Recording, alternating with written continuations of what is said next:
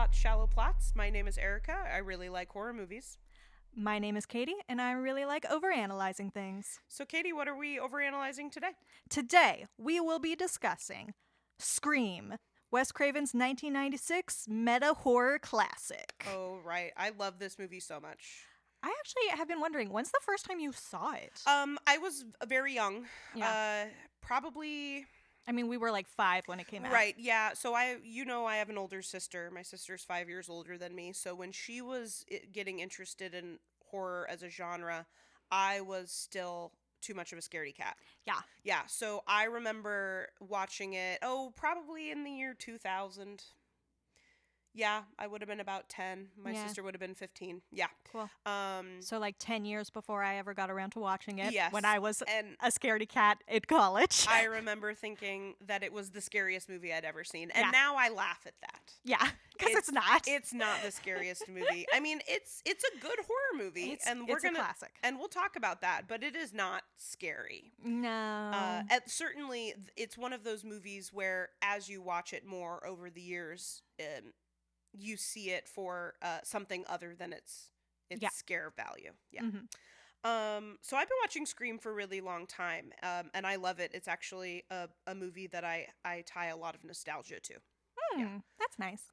Let me just explain the plot of this film in one sentence. Basically, an unknown killer dressed as the Grim Reaper, obviously like a dime store Grim Reaper, is killing off students one by one. And everyone is a suspect.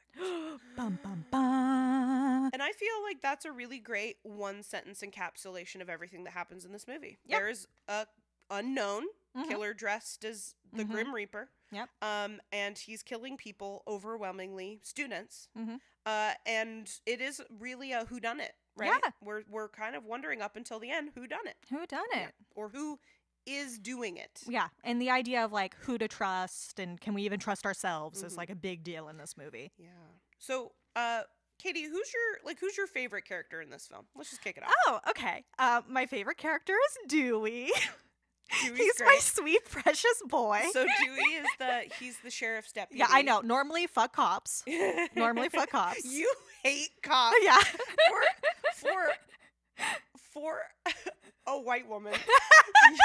I know. I am the primary audience of who the cops protect. It's true. It's true. You hate cops so much. Yeah. No, I particularly hate cops in like TV shows and movies. Because they're awful. Yeah, and because of the propaganda of it. Yes, the propaganda. To make us think like, oh, if you ask for a lawyer, obviously you've done something wrong. Instead of like, Yes. that is your fundamental That right. is your right, Lawyer up. Yes. Always lawyer up. First calls to your lawyer, not your mom. Yeah. Absolutely. Moms are good too though. Yeah. But anyway, so you like Dewey. I love Dewey. Anyway. He's just sweet and So precious. And obviously- he gets out of the cop game and then goes back into it. So obviously he has a mountain to climb to win your approval, but he does it. He does So it. how does he win your approval? It's really through his relationship with Gail. Yeah. I really love his relationship with Gail. I totally agree. I think that Gail, Gail Weathers, aka Courtney Cox. the journalist, Yes. right? I think that both of their characters are incredibly different, and it is like watching their relationship blossom over the first movie and over the subsequent sequels and requels. Yeah. Is really beautiful to watch. You know, it's a beautiful opposites attract story. Yeah. So Yeah. his Plus, relationship with Gail. Plus, we have the great like showman's factor of David Arquette and Courtney Cox's Courtney real Cox. life marriage. Yes. You Yes. know, until the very last, most recent movie where they were no longer married. Yeah. But I just love the sort of, there's kind of a sense in this movie of being stuck in cycles and like the past informing what you're going to do now and just history repeating itself, especially as the movies go on, which is how we see in every single one of the sequels. It's the same thing. Gail and Dewey. Dale, that's their Dale. ship Oh, name. ship name. Ship name. It's that or Gooey. No, Dale's better. Gooey. So Gail They, and Dewey. They, always start out not together in a relationship. They broke up or it just didn't work out. And then over the course of the film, they fall in love again. And then we get to the next one and look at that. They broke up again. And it's frustrating, but I love it. I think it's right. And I love the idea of a couple who like works really well when they're in this super high stress situation and have this like trauma bond working for them. Yeah. And then the moment they have like a nice stable normal job 9 to 5 shit, just like living their lives, it's like, oh, we don't work actually. In normal circumstances, we're awful. Right. We need the trauma. Yeah. So it's like every time. Who's your favorite character? I think my favorite character is Tatum. Tatum's so played wonderful. by Rose McGowan. Like, I think Rose McGowan's absolutely fantastic. Also been just recently watched that movie She Said, in which they used the story of Rose McGowan and taking down Harvey Weinstein, who I'm pretty sure was a producer on this film. This is a Weinstein production. Joint. And, you know, it was the 90s. Yeah, right? A lot of things were Weinstein productions. We definitely have a lot of our 21st century lens informing this 90s movie. Sure. Yeah. But I like Tatum. I like Rose McGowan as an actress. I always have. She's always, like, to me, played the, like, cool bitch. Yeah. And that's, like, always who I aspired to be. Oh, I didn't know that. Yeah. I feel like, I think in Scream, I'm thinking in Jawbreaker, she's so another great fantastic in Jawbreaker. movie. Yeah, she's always just this, like, she's popular, she's pretty, she's fashionable, and she's just, like, a fucking bitch. And I love that. And that's something that I was like, I want to be cool and, you know, unconcerned be cool, like her. Like you. I feel like, though, if she had been popular when we were growing up, we would have done the internalized misogyny thing that we did to, like, Megan Fox. Absolutely. And would not like her. Yes, that's It's because she was the older cool chick rather than our peer cool chick. That right, she was my sister's age, and I thought my sister was... Yeah. I mean, she's my sister, so I was like, ugh, whatever. But her friends were super cool. Yeah. Exactly. And they liked Tatum's super me, cool. which made me like them, right? Yeah, that is a good thing. So I really like Tatum. Also, I think because, like, let's just get into it now. I have a huge crush on Matthew Lillard. 90s Matthew Lillard just hits different. I'll take a 2000s Matthew Lillard. Okay. I just feel like there was something care. Very, like, Matthew Lillard about the 90s. Well, because you get him in Scream and SLC Punk, which is one of my favorite movies. Yeah. He does, honestly, I think he does Shaggy very well. He does Shaggy a service. Like, he was basically made for it. Yeah, so... These days, he's big in the Dungeons & Dragons scene. We love that for him. Oh, I love that for him as well. And I spent a lot of time as a kid watching that movie Without a Paddle, which is a really good movie. It's a solid comedy. I haven't Vague memories. Actually, I haven't seen it in a while, so maybe now, like, I would notice something problematic about it. So maybe let me not... Yeah. Go out on record asterisk. It's a movie I thoroughly enjoyed as a child. Yes. And by child, I mean early teen. Right. Yeah. Which are children. And actually, hey, that's a pretty good segue into what we want to talk about next. Which is that all of these characters are children. This happens a lot in slasher films, and, you know, we'll get deeper into, you know, what that even means. But I feel like this happens in slasher films where overwhelmingly the cast or the characters are adolescents. Yeah. Right? And they act as simultaneously children and adults at the same time, which is, to me, what adolescence is about. Is figuring out how to be an adult and that liminal space between childhood and adulthood, right? I think my favorite example of that in this film is the kind of juxtaposition between the way Tatum dresses for most of the movie with, like, her little crop tops and her prominent nipples that I know you'll want to discuss. Woo, yeah. Versus when we see her actually, like, in her house, comfortable in her room, in, like, her jammies with her little plush stuffed bunny. And her stuffed animals, yes. Yeah, and it's just like, oh, she's a child who wants to be seen as, like, this in-charge, cool girl adult. And as a teacher, I spend a significant amount of my time around adolescence. I see it. I see I can do stuff by myself. I don't need anybody's help. And the answer is no. You still very much need some help and assistance. You're learning the skills, but you're not there yet. Right. Yeah. And, like, in this movie, adults are just so absent. Oh yeah, which again I think is very quintessential slasher film. Also pretty quintessential 90s. 90s as well. I think is the only... Okay, so let's talk about the adults. We've got the principal, played by Henry Winkler. Who's an interesting character we'll discuss more. Yeah. We've got the sheriff, who never stops talking about cellular telephones. We've got technically Gail Weathers, though she's technically an adult. I feel like she's, I don't know, early 30s. Yeah, sure. She's an adult. I do not want to call Dewey an adult. He is 25. Yeah, 25. Yeah. I'm sorry, you're a child, baby. Love you. Yeah. 25 is to be a sheriff's deputy at 25. 25, like, sure, yeah, 25-year-olds are adults, you know, like that frontal cortex is pretty well completely as developed as it's gonna get. But to take that much, give a person that young that much responsibility. Yeah, especially how they make a point of kind of emphasizing how young he is in comparison to, like, the sheriff. Yes. Like, what was the scene you were talking about where the sheriff... Where, you know, the shit's gone down. They've got a killer on their hands. I think the curfew has been put in place. And the sheriff is outside smoking a cigarette. He makes some mention, like, pick the wrong week to quit, you know, that kind of thing. And Dewey comes up to the sheriff and he's like, hey, sheriff, how's it going? You know, talking shop, you know, what they're going to do about this. And he has an ice cream cone. I want to say a strawberry ice cream cone, but don't quote me on that. I think I might just be coloring that in my, like, how childish can we get? Yeah. Strawberry ice cream. Yeah, but still, like, the cigarette vice versus the, like, I'm going to have an ice cream. Sugar vice, which I feel is very childish. So childish. And, like, his big deal about, like, well, I was 24, just, you know, a little bit of that. For a whole year. Yeah. Like, he's just a child, and I love him. And you mentioned something that when we were talking about this before we started recording, is that how, you know, these characters are overwhelmingly teenagers, right? They're adolescents, so they're simultaneously both adults and children, and how they're, again, simultaneously underestimated and still asked way too much of. Right? Yeah. I think about how much is asked of Sydney, right? Our main character and our final girl. Yeah, I think the part that I was talking about mainly was how they put so much on Sydney for being the one who put Cotton Wary on death row. Right. When it's like, she was a traumatized, like, 14, 15-year-old girl who saw a coat. Yeah. It was not her fault that he was put on death row. Yeah. Like, that should not have been enough of a reason to sentence this man to death. So, like, Gail Weathers, this adult woman coming at Sydney being like, how do you feel getting an innocent man sent to death? It's like, Gail, you were an adult woman picking on a teenager. I'm glad she punched you in the face. Yeah.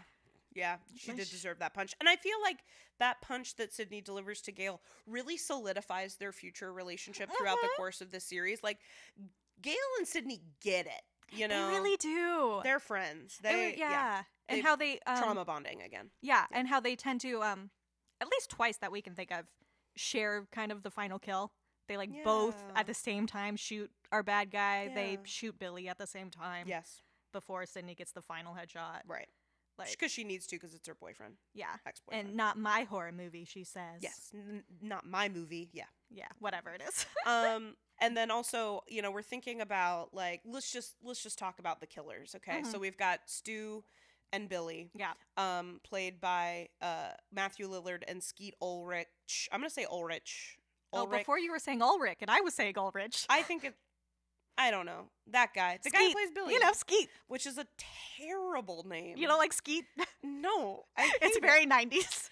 So, Skeet Ulrich, who cares? It doesn't matter. Yeah. They're co-killers. And it is my understanding that this is unusual in the genre. Co-killers. I believe that.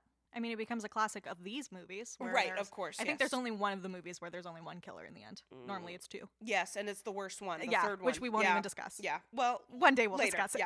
Yeah. So for now, it does not exist. You know, I also think about Stu specifically, but also Billy, where I think about how much they would have had to accomplish. I think about, again, we forgot about one adult, which is Sydney's dad. Oh, right, who is there in the beginning and then in the end, but like the specter of him is and there he the whole time. and he makes an excuse as to why he's not there rather than just never being there. Yeah, like, why are Stu's parents not there? We don't know. We don't know. Yeah. We don't know. They're not there. Billy and Sydney are going to have sex in their bed, though. Yeah. We don't know why Stu's parents are gone. We meet Tatum's mom for briefly. A millisecond. Mostly what we know about her is that she always tells Tatum that when Dewey's in the uniform, she treats him with respect as an officer of the law. Yes. Another thing about Dewey being a child. That's actually the other reason why I really like Dewey is his relationship with Tatum. Going back to Tatum being your favorite. Dewey and Tatum have a really sweet... Yeah, they're brother and sister. And I feel like the later movies don't do enough with that, of the fact that he lost his little sister, who he was obviously very close to. Yeah.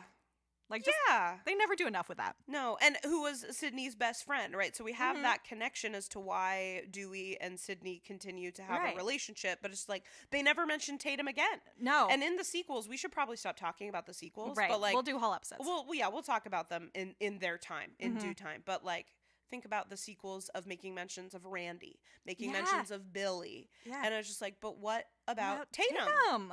So... I mean, really But anyway, what I was saying about Stu, right, is that what Billy and Stu have to achieve is they have to kidnap Sydney's dad. A grown-ass man. They need to subdue him, get rid of his car, get rid of any evidence that suggests that any foul play, right? And they have to subdue him, but still keep him alive for several days. Yeah. Right? This suggests to me a very adult mindset. Yeah, and actually what I find really interesting about it is that it's confirmed in our final scene after the killers have been revealed. Yes. That it was specifically Stu's idea to do a fake murder-suicide with the dad to frame it all on him.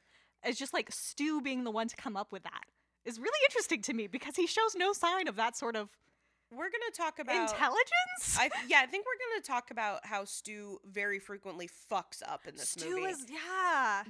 But he has this duality to They him. have that executive function, right? Because they also work together to frame Cotton Weary with the coat. Yeah, even before the movie starts. They talk about that. Yeah. How they framed him. So they have this crazy amount of executive function to commit crimes and not get caught. Yeah.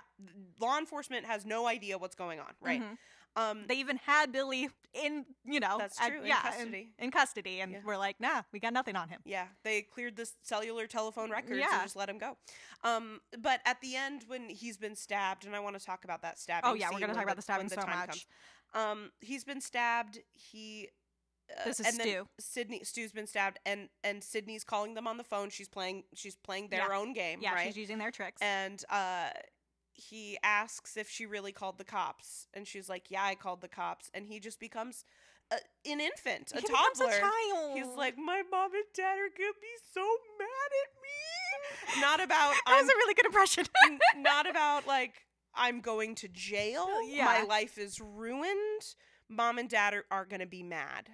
And I think that even that scene just really beautifully sums up how all of these characters are in that liminal space between childhood and adulthood. Real quick, I just want to mention actually 2 more adults that we have in this movie who I think are kind of weirdly important because they're right in the beginning, which is Casey Becker's parents.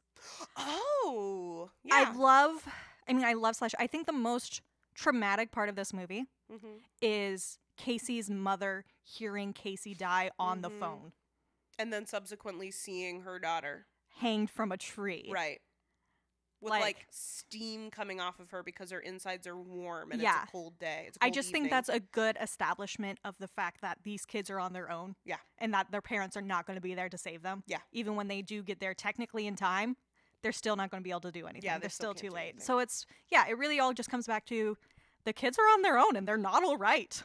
They've been forced to take care of themselves and they can't do it. Because they're children. So we've got a theme of youth, which is a very common theme in horror movies generally, specifically a slasher film, right? Yeah. That there's the whole point is that it's young people who are being tormented and punished. And if you've listened to our Cabin in the Woods episode, Sigourney Weaver's character makes a point about how the sacrifice always has to be youth. Right. We like to watch children die, teenagers specifically. The whole point is youth. We like to watch teenagers die. I think it has to do with a lot of things. I think it has to do with a general, it's called decline bias, which is where we get kids these days, back in my day, we never had to do that. And kids these they're addicted to their phones. And that's an example of decline bias, right? And so if we want to see that in this movie, the best place to look is to the principal, who has a bunch of lines that are like, oh, I'm just disgusted by your entire thieving, whoring generation, and talking about how desensitized these kids are these days. Which, as an educator, you think that, but you do not say that out loud to your students. I hate him in general also because one of the first things we see him do is hold Sydney by the chin. He kind of strokes caress her cheek and call her a sweetie or something. No. It's a no-go. And so we're just kind of hopping all around, but I do consider the principal to be an allusion to Freddy Krueger. Because they have that scene with him with the big scissors, remember? Where, like, he catches the students who were terrorizing people with the ghost and he face cuts mask, it all up. Cuts it up with the big scissors, and he gives a couple of, like, practice snips. Because you got to when you... And the time when we have the most explicit Freddy Krueger reference is when he looks outside the door to see if anybody's around, and he sees the janitor dressed like Freddy. Yeah. Janitor Fred dressed like Freddy Krueger. Oh, that's such a good point. I never thought about him. And then also with the inappropriate touching of students, because I read Freddy Krueger as a child molester. I know that there are that's a popular read, and there are other reads as well, but Freddy Krueger to me is a child molester. And either way, he's definitely a malevolent force towards children and teens. In the same way, honestly, this principal is, even though he ends up getting killed by teens. But, like, I don't know. I support it. Down with Principal Embry. We see the theme of youth, right? And, the decline bias of, kids these days, But we also see, a much even longer lasting practice of sacrificing youth, because if we want to make a sacrifice for the greater good, it needs to be a sacrifice, right? It needs to be something that we feel the loss of, right? And I think youth is that, and this idea of, like, untapped potentials, like this kid could be whatever they wanted to be. They had their whole life ahead of them. That is also one way in which we look at the idea of youth, particularly in a horror film. Why they always show up in our horror films. So because it's more traumatic, I more found horrifying. a couple instances. Music major. Love it. Yeah, I have a bachelor's degree in music theory and history. Don't worry about it. No brag. And so I couldn't help but notice some stuff in the soundtrack that was, like, really hammering home this idea of youth. First of all, there's literally a song called Youth of America by a band called Bird Brain, which is I think a great band name. Yeah. I'm unfamiliar with anything else they've ever done, but that's maybe a great they suck, band name. but it's a good name. Yeah. There's a couple other songs.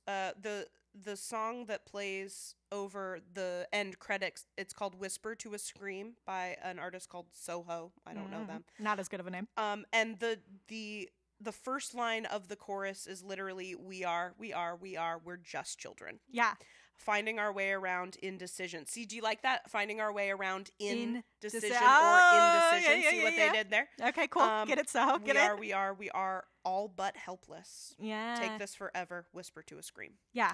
Just really hammering home, if you weren't paying attention the whole film, the last thought that they are leaving you with is, like, hey, these were all kids. These were just some fucked up kids who, like, had problems with their parents, and, like, like, even our killers.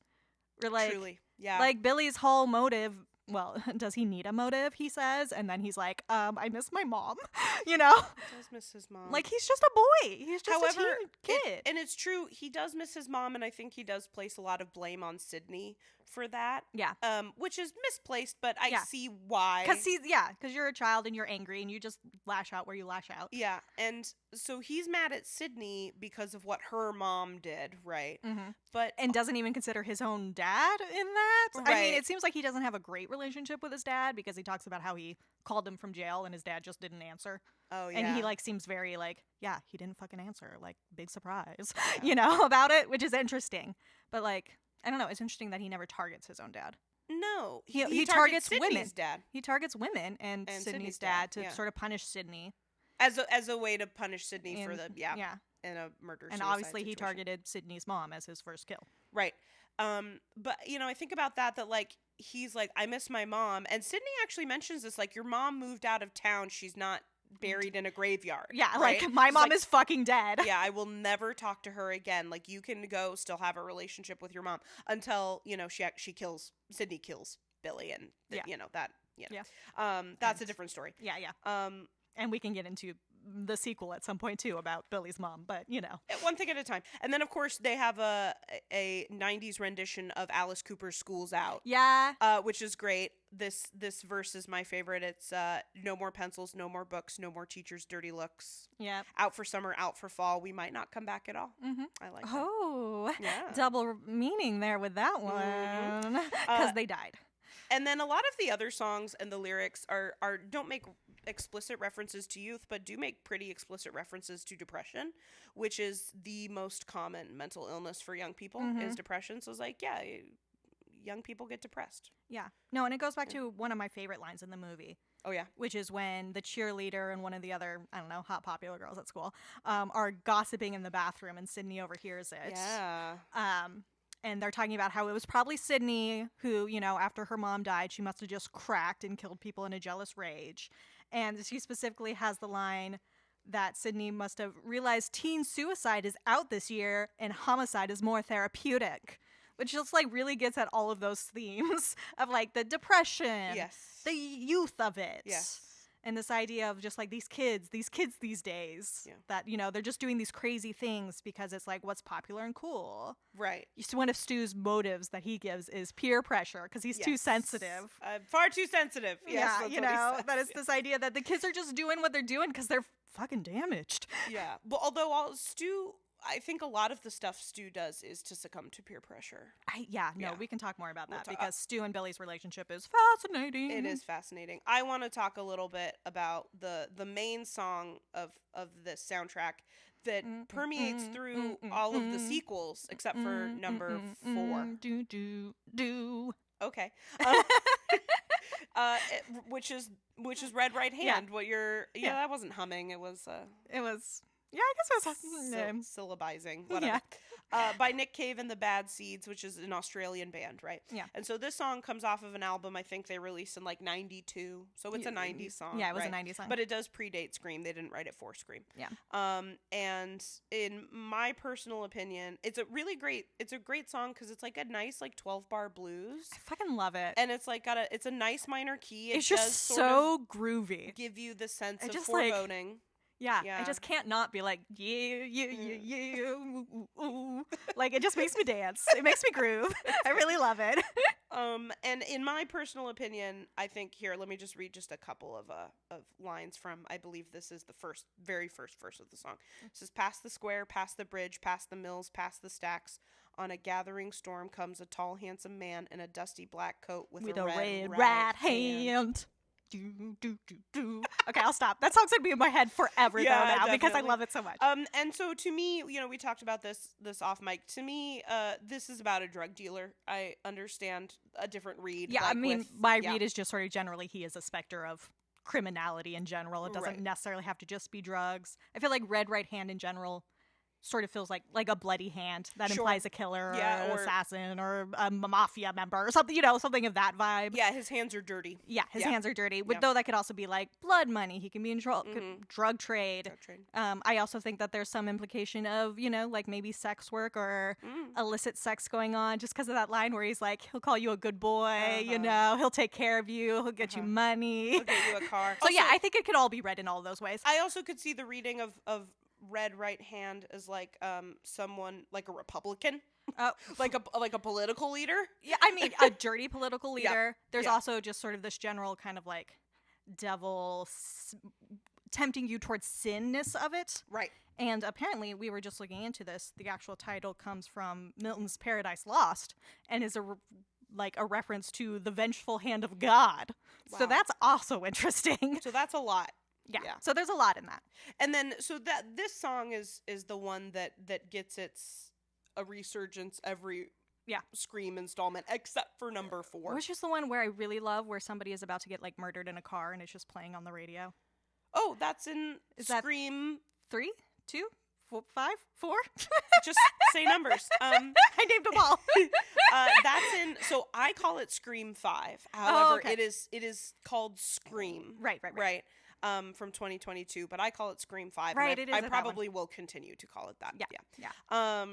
They skip at number 4, but then they bring it back full force for the 5th one. And it's really good. And I think there is a 6th one in production right now. So if I do not hear that song, I will riot. I'm gonna be upset. Yeah. Yeah. So I think this is a great. This beautiful 90s soundtrack by beautiful 90s artists. I think we should just revel in the 90s that is this film. The 90s. Can I start by a couple things that made me think, oh, the 90s. Yes, please, lay them on me. Yes, the landline is a method for communication. A landline with no caller ID. We see this with Casey Becker at the beginning of the film. She doesn't have caller IDs, but she keeps picking up the phone. My problems with Casey Becker are just like, not to like blame the victim, but girl, your door should have been locked. You're in the middle of nowhere. Yeah. What the hell are you doing? You're by yourself. Stop picking up the phone. Stop picking up the phone. Your parents cannot help you. So the landline is a method for communication. It's a really interesting little time in history because it's pre 9/11, right? Mm-hmm. And pre Columbine for that matter. But we still have, again, not to borrow the phrase you just used, a looming specter of the new millennium, of Y2K. Yeah. Which is, I think Randy mentions in the video store scene, says something like, it's the new millennium, like it's his excuse for something. Yeah, I don't remember that part, but yeah. Makes some references to the new millennium. I think there's also the sense of like new technology coming in with the cellular phones being like being a part of how they commit this crime, is they're using this very brand new technology, and like, oh, the kids these days with their newfangled technology getting into danger. With causing trouble. A voice modulator, something that changes your voice, and they do, especially the older people, the adults, keep calling cell phones cellular telephones. Yeah. I believe Gail calls it the cellular. So she doesn't go the whole way with it. Because she's kind of an in-between kid and adult. Yeah. She uses a cellular for work, Yeah. At the very beginning with Casey Becker, we know that she's what she tells Ghostface, who is the name of the killer, right? Yeah. She tells Ghostface that she's about to watch a movie, and we can see her. First of all, gigantic television, right? Because it's the 90s. The TV is huge and like a box, and probably weighs 100 pounds. Which is good because you might need to kill somebody with one later. Foreshadowing. Okay. That you can see it's the blue screen, and in the corner it says Channel 3, because back in the day, you youngins out there, you had to have your TV set to Channel 3 if you wanted to watch a VHS. Some other stuff that is like, oh my gosh, it's so 90s. First of all, when we meet Gail in her all lime green suit. I love the suit she wears. She continues to have impeccable fashion. The fashion. Her shoes are always killer. You can definitely tell it's the 90s by the fashion, right? Yeah. We get Tatum in a lot of midriff showing, crop tops, that kind of thing. We see the like allusion to the 60s in Tatum's clothes, right? As that retro 60s stuff. Resurgence in the 90s. And then also something that I wrote this down in my notes is quintessential 90s, the poor boundaries and communication around sex. Yes. Yeah. Because, it's a thing over the course of the film where Billy and Sydney are dating and they haven't had sex. And Billy is doing a horrible job of communicating his desire for like that sexual closeness in their relationship, without just kind of forcing himself on her. Yeah. No, I mean, like, not like if you needed a reason to suspect Billy of being up to something very early on, or like to not like him, like one of the first scenes we have with him is her being like, is him saying, I will obey your nothing under the clothes rule, and then immediately trying to get under her clothes. Yeah. Like immediately. Yeah. After saying he won't. And he's wondering why his girlfriend won't have sex with him. Yeah. And it's like, well, you're making this very uncomfortable for her. And should we talk about, he calls her a tease. He does call her a tease, which after she flashes him. Which, whatever. I don't really care about that. This is true. He does call her a tease. I like the moment where she flashes him, actually, because I feel like it's the one moment where Sydney's like, this is my sexuality. This is what I feel like I can do with my own body. Yes. I will give you this much. Yeah. Be happy with what I am giving you. And I love Tatum for being the one person in this movie who's like, yeah, you do not have to have sex with him. Yeah. It is your fucking body. Yeah. Do what you want. Yeah, even though it's my they never explicitly state it, but it's my understanding that Tatum and Stu are having sex. I think they might even... I mean, they definitely imply it, because the idea is that both of the boyfriends go to their girlfriend's house after they kill Casey and Steve. Right, that's right. And like it's implied that Stu was busy with Tatum during the murder. Right, or is he just saying that as a guy? Well, because Tatum is there at the time. I think, because I think it's when they're all talking together. That's true. The 5 of them. Yeah. And then so where's Tatum coming from? Is she like sexually liberated enough to be like, yeah, I had sex last night, what of it, you know? Or is she like, I understand that this is something that gives me and my boyfriend social capital. Yeah. So even if that's not what happened, like I understand perpetuating that belief benefits me. Yeah. Interesting point. Let's also talk about when Sydney and Billy actually have sex. Yeah. It's an awful sex scene. I just feel like Sydney looks so uncomfortable the whole time. She does not want to be doing this. Yes. And that is like... And like, if... no offense to Billy, except for all offense to Billy. Okay. If my girl had that look on her face while she's taking off her bra, I'd be like, honey, do you need to talk more? Yeah, should we discuss this? Let's do some processing. Yeah. Let's process this. I'm not going to compare you to anybody from Silence of the Lambs. Let's just talk about your mom. Who's she being... He compares her to Jodie Foster in Silence of the Lambs. Oh, when he has this thing when he's talking about how it's. I have Silence of the Lambs written down as one of the movies referenced, but I don't remember under what circumstances. That's when he's trying to talk to her. When he's trying to, his best attempt at talking to her as like, I understand what you're going through, is his whole thing about how like life is all one big movie. You just can't pick your genre. Mm-hmm. And it starts with him talking about Silence of the Lamb and Jodie Foster. Oh, okay. Yeah. That's where the Silence of the Lambs comes in. Okay. Yeah. Well, and I think that's also, I picked up on it because lesbian. Jodie Foster. Jodie Foster is a lesbian. Yes, good for Jodie Foster. And also Clarice Starling as a character is a little without sex. Yeah. Kind of asexual, I think. Yeah. So obvious, and this is, at its core a movie about movies, right? It's incredibly meta, incredibly referential, right? And I think that using the movies as the basis of Billy and Stu's psychosis, right? Yeah. Their shared psychosis that makes them the psycho killers that are quintessential to a slasher film, right? Yeah. Of using, again, new media. We're scared about kids in video games, kids in horror movies, new tech like cellular telephones, right? Billy repeatedly seems to only be able to relate to his life through a movie. Specifically like horror and slasher films. Yeah. And like Hitchcock and shit. Absolutely. Let's see. Do I have anything else to say about the 90s? Oh, I want to say one thing about the 90s. Yes. My little thing is just about the presence of like the news reporters all throughout this movie. Sure. The idea of Scream in general about this being this like big spectacle. It's always a big spectacle. It's always stories about it. But I love the little tidbits that we get from the reporters about like it's drugs. It's the occult. It's all very like satanic panic shit. Yes. Yeah, it's a satanic cult. Yeah, these kids are falling into Satanism. Yep. And this isn't really a 90s thing, but I also love that the news reporters, every time they talk about the first death, they're like, the tragic murder of teenage girl Casey Becker, and also her boyfriend Steve Orth. Right. It's always like he's an afterthought. Because a dead white girl gets news coverage. Yeah, it's like the one time when we will not talk about a girl in relation to a guy. Instead, it's like the guy in relation to the girl, because we want a dead white girl. Yeah. We care about that. Yeah. It's like, it's still to this day how we treat like crime media and the sensationalization of it.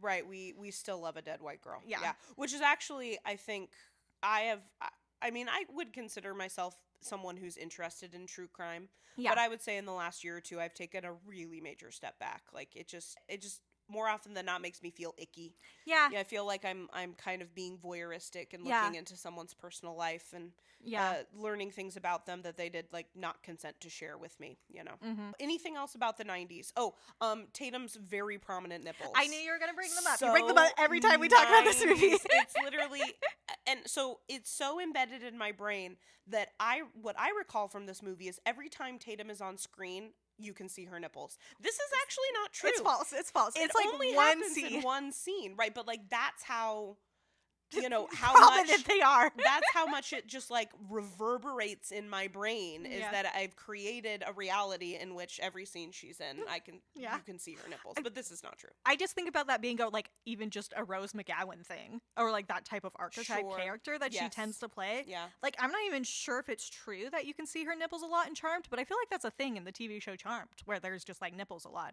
And also though, like in 90s TV in general, like I think of Buffy, the Vampire Slayer. Yeah. Lots of nipples there too. Yeah, it was a 90s thing. It was just it's like, why are all of these women so cold? Give them a jacket. Give them a jacket, or like get them a bra with a little bit of padding. It's like, also, I think it's still a thing, but especially in the 90s where it seems like the men and the women are like just in different seasons or something. They're like in different temperatures. Oh yeah. The girls are always so skimpy and the guys are like jeans and long sleeve shirts and a sweatshirt, you know, and a hoodie, and she's like there with her tank top, like, yeah, no wonder she's cold. So let's talk about how this is a movie about movies, shall we? Yeah. So I do want to start off by talking about how I think probably lots of people did this. Our first time watching it, I very smartly and smugly was like, well, I'm not worried about Drew Barrymore. She's on the fucking cover. Right. She's like the main person on the cover. She'll be fine. Yeah. Just like assuming she was our final girl, knowing nothing about Scream. Of course. Yeah. Which was like the point. Yeah. It was a big deal that this was like a Drew Barrymore movie. Yeah, they really got, Wes Craven really got a lot of audience in with knowing that, oh, Drew Barrymore's in it, right? Yeah. She's in the trailer, right? She's on the cover of a couple of posters, right? And her opening scene is just great. It is fantastic, yeah. And it lingers. We linger with her for so long, but then she fucking dies. And like just that idea of like right away knowing what you think you know about movies. We also know that about movies. Right. So we're going to start playing with your expectations. Playing with that expectation, They set it up right at the beginning. So let's talk, I think it would be good to talk a little bit about Randy. I feel like Randy's, would you call him our narrator? I mean. What would you call him? Yeah. I think that's fair. Especially actually even when you get into the later films. Right. Yeah, I feel like, Randy, played by Jamie Kennedy, right? Randy, he's the film scholar, right? He knows a lot of things. Like, we hear a lot about Stu and Billy making references to horror movies, right? But like, Randy's right there with them. He can keep up, if not outpace them a little bit. He works at the movie rental place, right? And he's kind of a dork, and like, he's not sexless. He very much wants to be having sex, but like he's not because he's a dork, right? Kind of that. We know for sure he's a virgin. He said so himself. Yeah. Well, and that's how he literally gets shot in the chest. But according to the rules of the movie, he won't die because he's a virgin. Do you think that this implies that Dewey is a virgin? I just thought about this because he gets stabbed a bunch. Oh, well, in the first film, maybe. Yeah. But then after him and Gail really start to cultivate a relationship, I hope that stops. I mean, unless they're not into that. Yeah. I don't want to. Oh, yeah. No, I don't want to force anyone to do anything they don't want to. We're not Billy. Yeah, exactly. So, we've got Randy is a little bit of our narrator, right? He's kind of telling us what's going on. And actually, he straight up tells us what's going on. And about halfway through the film, he figures it out. He says, Billy's obviously the killer, the dad's a red herring. He really spells it out. Yeah. However, he doesn't completely figure it out because he doesn't realize that there are two killers. Yeah. And that he is talking to one of them. I think that is part of Randy's limitations as our narrator, is that he is working with the horror movies that exist. Yes. He's not aware of the fact that Scream is playing with these tropes. Yes. And changing them slightly. And what I'll talk about when I want to talk a little bit about, the history of the slasher films, that he is looking at modern slasher films where Scream is a quintessential postmodern slasher film. So he's not playing with all the rules. Right. Yeah. And I think that's part of also why later, he has his whole big rule about, like, no sex or you're dead. Yes. At the exact moment that Sydney is upstairs losing her virginity to Billy. Who, at this point, has fended off Ghostface at least twice. Yeah. Maybe more. Yeah. Because she does it. I think it's been at her house, and it's been in the bathroom in the school bathroom. And that's it so far. Yeah. So she's been attacked by Ghostface twice, who we believe it's Stu both times. And when she's attacked by Ghostface, right? But like all 4 times, I think that she is attacked by Ghostface. It is Stu, and he just lunges at her, and it does not work for him anytime. He's bad at it because he's a follower. He's not. Yeah. Okay. Sorry. That's not. We'll get into Stu. Yeah. Sweet precious Stu. Sweet precious Stu. She's losing her virginity, right? The shield that's protecting her from these attacks by Ghostface is being taken down, right? Yeah. Yeah. And later Billy and Stu specifically talk about it as like a game they were playing with her. Yes. Of like, can we get her to lose her virginity and thus make her, I guess, killable? Capable of dying, right? Because they're following the rules too. Yeah. Right? Yeah. They also don't realize that this is different than normal slasher movies. Yes. Yeah. And so that moment when Randy is talking about it while we see Sydney having sex, it's like this moment of building suspense. Because we also don't know what's different than, like, we have the clues that this isn't a normal horror movie, but like we still have the suspense about it. And the other thing I love about that scene is that we see it again on the delay in the cameraman's van where he is watching it. I want to say with a bucket of popcorn, or am I making that up? No, he's got a bag of Cheetos. And, and a soda. Yeah. He very much is like watching a movie about these kids talking about movies while we are watching him watch the movie about the kids watching the movies while they're talking about movies. It's like they go... That's meta. That's meta. Yeah. That's meta. Yeah. So do you want to talk about all the movies that are referenced in this film? List them off. It's actually less than I thought it would be. It's only 16. I bet it's less than Cabin in the Woods, though theirs are more like not as explicit in Cabin in the Woods. Right, yeah. So we've got Nightmare on Elm Street. There's actually quite a few references to Nightmare on Elm Street, and I think this is mainly because that's also a Wes Craven joint. Yeah. Right? They even like poke fun at it. Yeah, we've got Friday the 13th, Halloween, Exorcist, Basic Instinct, which is I think the only movie on this list I haven't seen that you have. Yeah. Which is really interesting because do you consider Basic Instinct a horror film? I mean, it's more of a thriller. Yeah, I wrote down thriller. Yeah. Yeah. Candyman, Frankenstein, The Howling, Prom Night, The Town That Dreaded Sundown, Hellraiser, Texas Chainsaw Massacre, Silence of the Lambs, Psycho, Carrie, and When a Stranger Calls. You're actually missing one. Oh! I Spit on Your Grave. Oh, that's right. I Spit on Your Grave. You're right. I Spit on Your Garage. Yeah. Yeah. Because that's one of my favorites. Though, once again, a film I have not seen. No, we were doing the math. I've seen 6 out of these 17 movies. And I've seen 11 out of these 17 movies.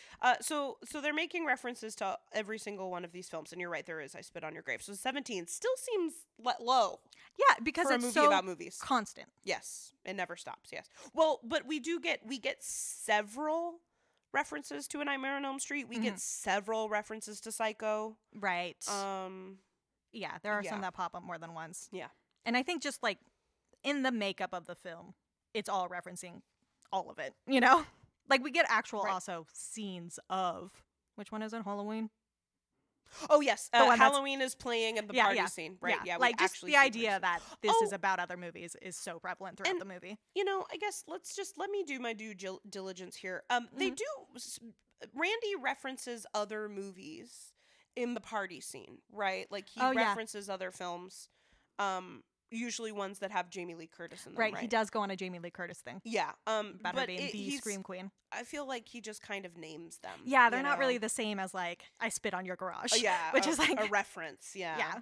Yeah. He even actually, I love one thing that he specifically says is that the problem with why the cops can't figure this out is because they don't watch enough horror movies.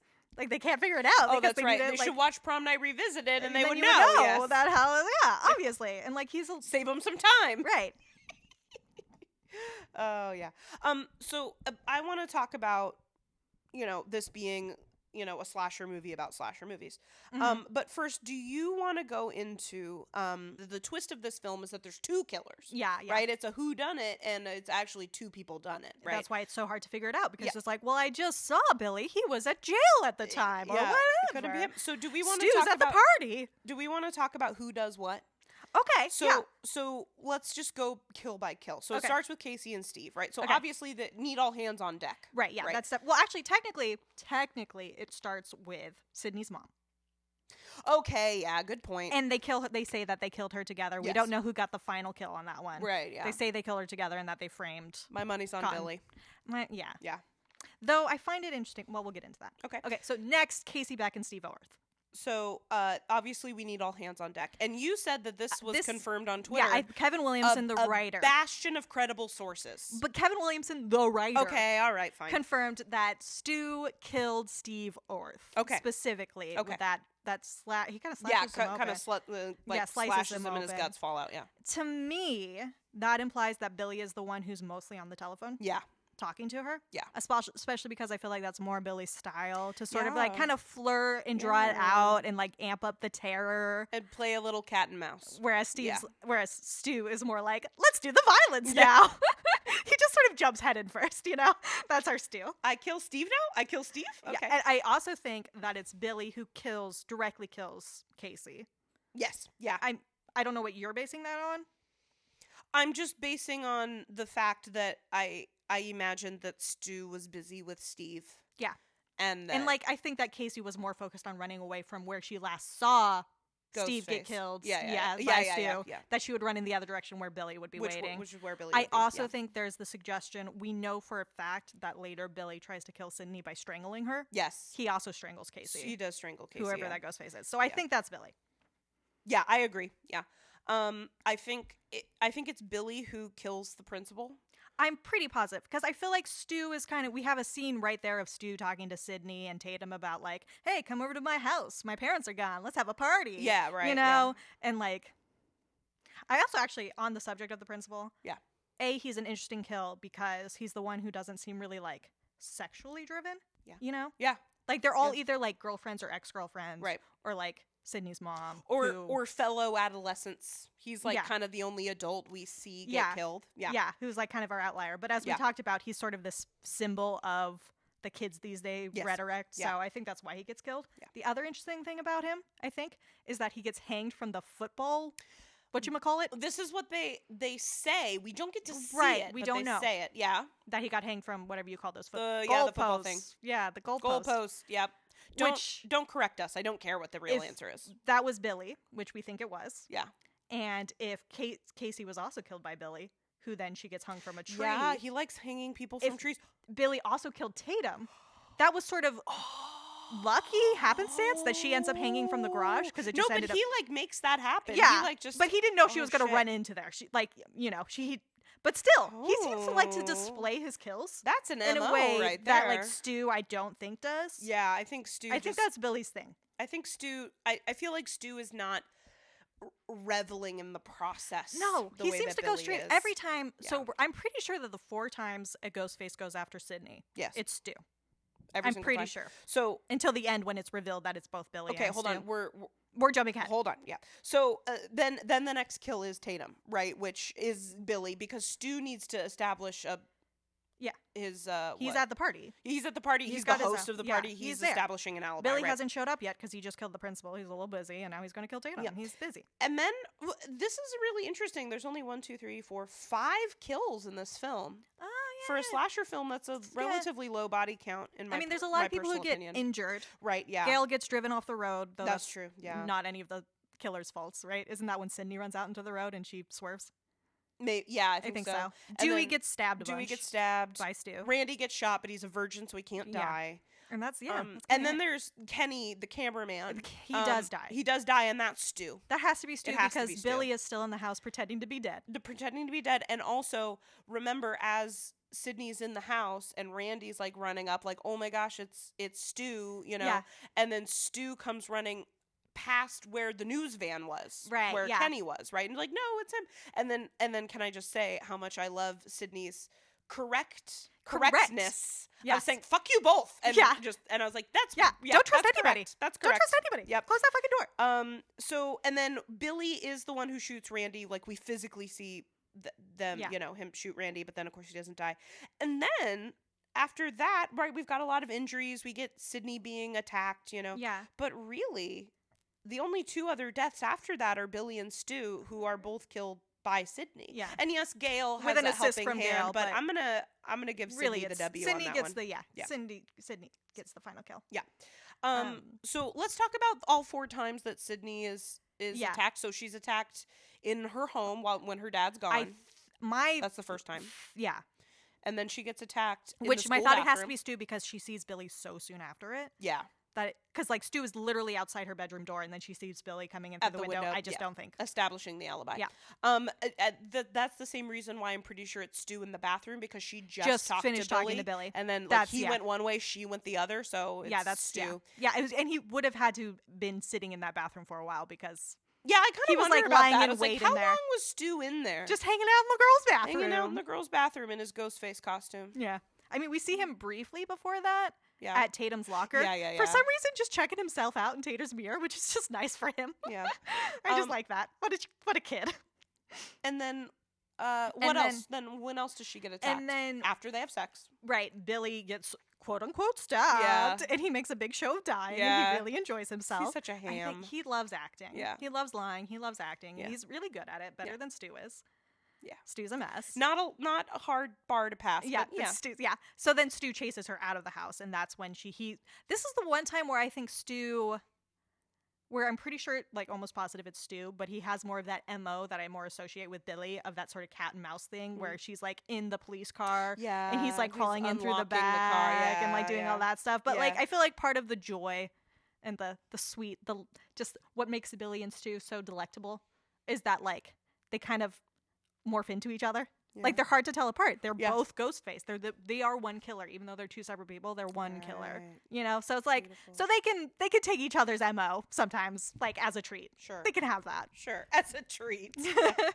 And then one more time at the end when they've revealed who they are. I forget what Billy is up to, but for some reason Stu has to chase her around, and that's when he ends up getting flattened by the TV. Yeah, but that's the last time that Stu attacks her. Right, yeah, and then she gets the one up on him and kills him. With the TV, with an assist from, not Gale Weathers, but... Randy? No, who's it on the TV? Oh, Laurie Strode. Yeah, Laurie Strode, because it's that shot where they're, like, in the same perspective. Yes, yeah, well, we got to talk about that. Yeah. But can I just, like, for this, I learned a little bit about, like, the history, and the like historical perspective of the slasher film. Yes, enlighten me. I want to learn about this. So let's just make sure we're all on the same page about what a slasher film is, right? So sometimes it's referred to as a body count film or a dead teenager movie. Either one, you know, but I prefer slasher. It's a subgenre of horror typically involving a psychopathic killer, right? So we've got Stu and Billy fitting that mold, right? Often wearing a mask, right? We think about Michael Myers in Halloween. We think about Jason Voorhees in Friday the 13th, right? Masks. Who stalk and graphically murder a series of adolescent victims in a typically random, unprovoked fashion, killing many within a single day. Right. So while there is a build-up, right? So Stu and Billy do kill Sydney's mom. Yeah, and then there's like a year later cooling off period. Yeah. Of killing Casey and Steve, right? And then things start to ramp up. The day of the party is where like our biggest body count occurs, right? Yeah. So this idea fits a ton of different horror movies, right? So and sometimes one could make the argument that Psycho is the first slasher film. I wouldn't make that argument. The body count's low. The body count's too low. In that I think it's only one. Yeah. Uh-oh. I'm going to get in trouble if I'm wrong. Oh, no. All the Hitchcock fans. No. The body count's too low. However, I do consider it like the ancestor to the slasher. The common ancestor of horror movies, right? Into what would become the slasher subgenre. Yeah. Because we've got a psycho killer, right? Who is... he is sort of wearing a mask in the sense of dressing up as his mom. Yeah. Right, absolutely. I was like, can I say this spoiler about this very, very old movie? I almost didn't say it. I was like, spoilers. No, everybody knows. And this is something about the killer in a slasher film, is that the killer is usually male and often considered sexually disturbed. So so Norman Bates does just really hit that nail on the head. Yeah. And while Halloween, the original one from 1978, right, that is playing during the party scene at the end of the movie, right? Like the second half of the movie, right? Yeah. That movie being Scream, is Halloween, and that is kind of considered like the quintessential slasher film. Although there are two slasher films that precede it, which is Texas Chainsaw Massacre and Black Christmas. Those both come out in 1974. So they do predate Halloween. However, Halloween just like really creates the mold, you know, puts the genre on the map. Yeah, exactly. And so there's a really fantastic writer. Her name is Carol J. Clover. In 1992, she wrote a book called Men, Women, and Chainsaws. Okay, yeah. You'd love it. You should read it. Yeah. And she's actually the one who's credited with creating the idea of the final girl. That's where it comes from. Yeah. So. And what year was this? She writes the book is copyrighted 1992. Okay. That makes sense. Interesting. So, according to Carol J. Clover, there are 6 critical elements to the subgenre. There's the killer, or killers in this case. Right. The location, which in the example of Scream is Woodsboro. Right. This like small town. In California. Yeah. And we know it's in California. It's always worse when it's a small town getting terrorized. Of course. We've got the weapons, right? And so Ghostface does have a quintessential weapon, which is it's a knife called a hunting knife. Buck 120. It's just like a hunting knife. Yeah, it's a pretty standard hunting knife. And then you also have the idea that Billy has a tendency to strangle. To strangle, right? And to hang. His weapon is his hands. His right? hands, yeah. He likes to get his hands in there. The weapon, also, the victims, right? Normally adolescents, right? There's usually some kind of shock, right? So I think that in this instance, this comes when Billy has been shot several times, and Randy tells us like he's gonna come back for one more. Oh yeah. You know, but Sydney's ready and gets him those with the like headshot. jump scare things. Yes, and yeah, stuff. yeah. And then the existence of the final girl, right? Our Sydney. Yeah. So, and another thing that she brings up is that over these slasher films, especially since a lot of these slasher films spawn franchises, right? Is that the killer is the fixed element, right? So even though Billy and Stu die, Ghostface comes back, right?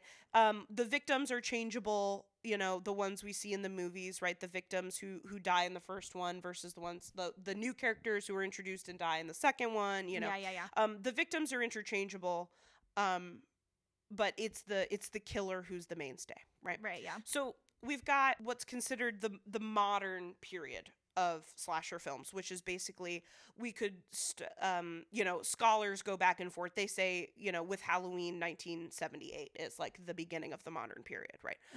And it goes pretty much through the 80s, and then overwhelmingly this is attributed socially to the Reagan administration.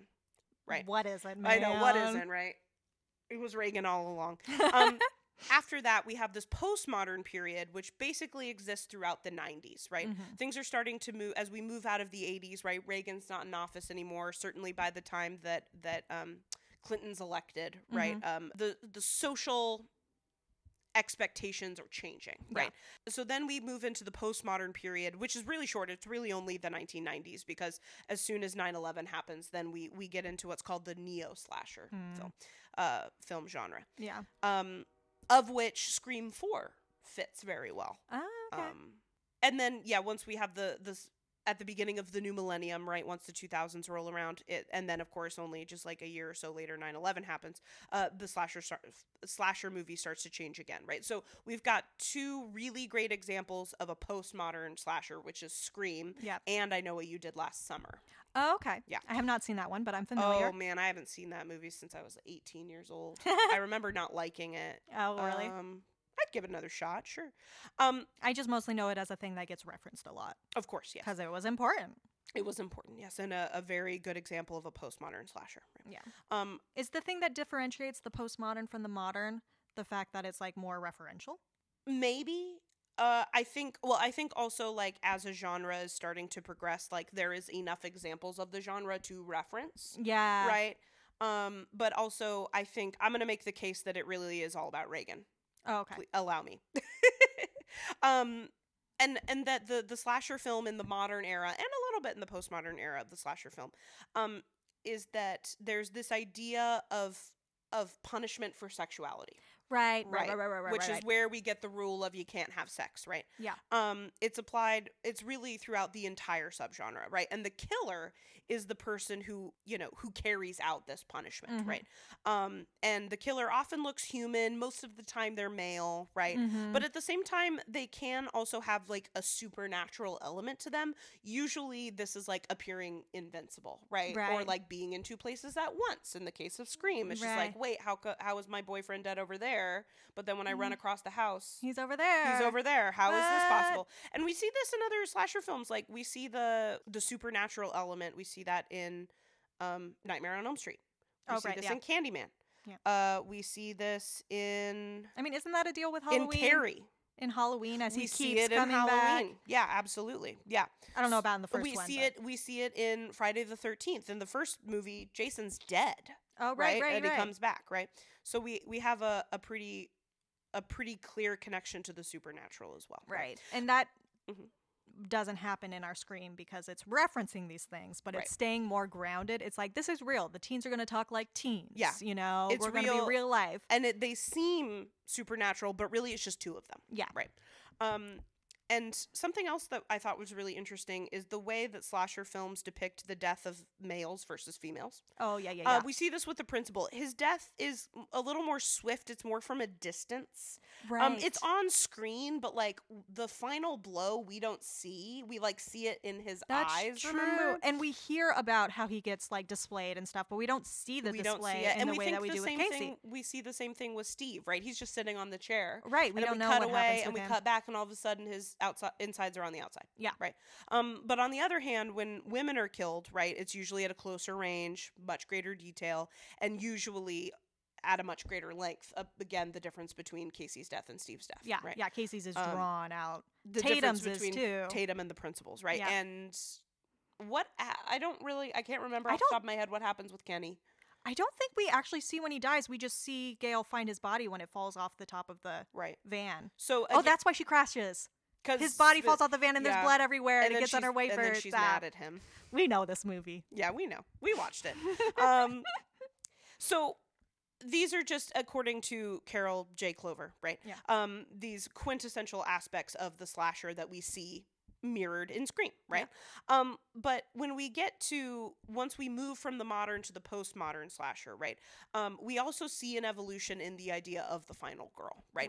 So at first, the final girl is like, she's always very virginal, right? Yeah, that's the very thing important. that distinguishes her from the rest of the adolescents in the film is that she's not sexually active, right? Right. There's something about her appearance or her character that's very virginal. Maybe she dresses down, a little bit more modest, right? There's something more virginal about her that's like more unique in comparison to the other characters in the film who usually end up dying, right? But once we move from the modern to the postmodern, the final girl evolves to have a more active role in fighting the killer, right? Usually without any help from anyone else, right? Again, the adults are useless. Are useless. And two of the adolescents are the killers, and the other young people are dead. Yeah. Right? Yeah, Sydney really needs to kind of handle it or somehow incapacitated. Yeah, Sydney really needs to handle herself, right? And she's the one who takes down Stu and Billy, right? And I think that over the course of the character of Sidney Prescott over the franchise is a really fantastic final girl. I think she might be one of my favorites. That's fair. Yeah. Yeah.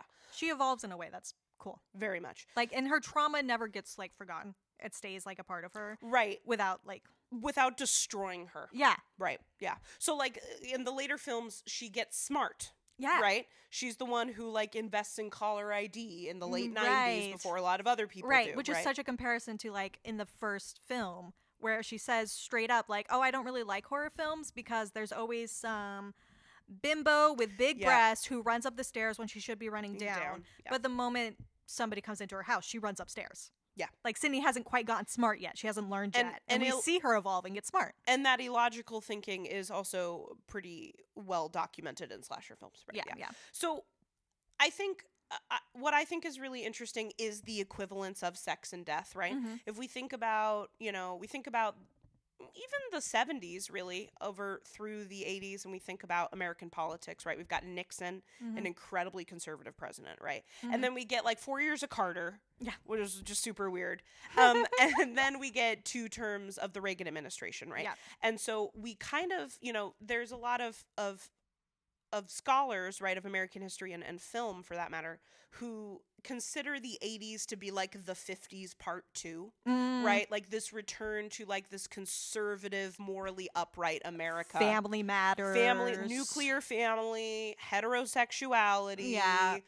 Specific prescribed gender roles. Well, yeah. And of course, it's all just a reaction to all of the like civil rights wins. Right. Of like the 60s and 70s. Right. So it's a backlash to all of that. Yeah. To progress. People change is scary. People are scared of progress. It's natural. People talk about that being sort of what's happening now after we've had, we had like Obama. Yes. We had some progress. Yeah. A little bit. Yeah. And then like the backlash to that. It was like, no, like we already had, a not white president. We're not ready for a woman president, right? Like instead, let's get a racist. Let's get Donald Trump in on this. So, but Katie, pop quiz, what else happens in the 80s?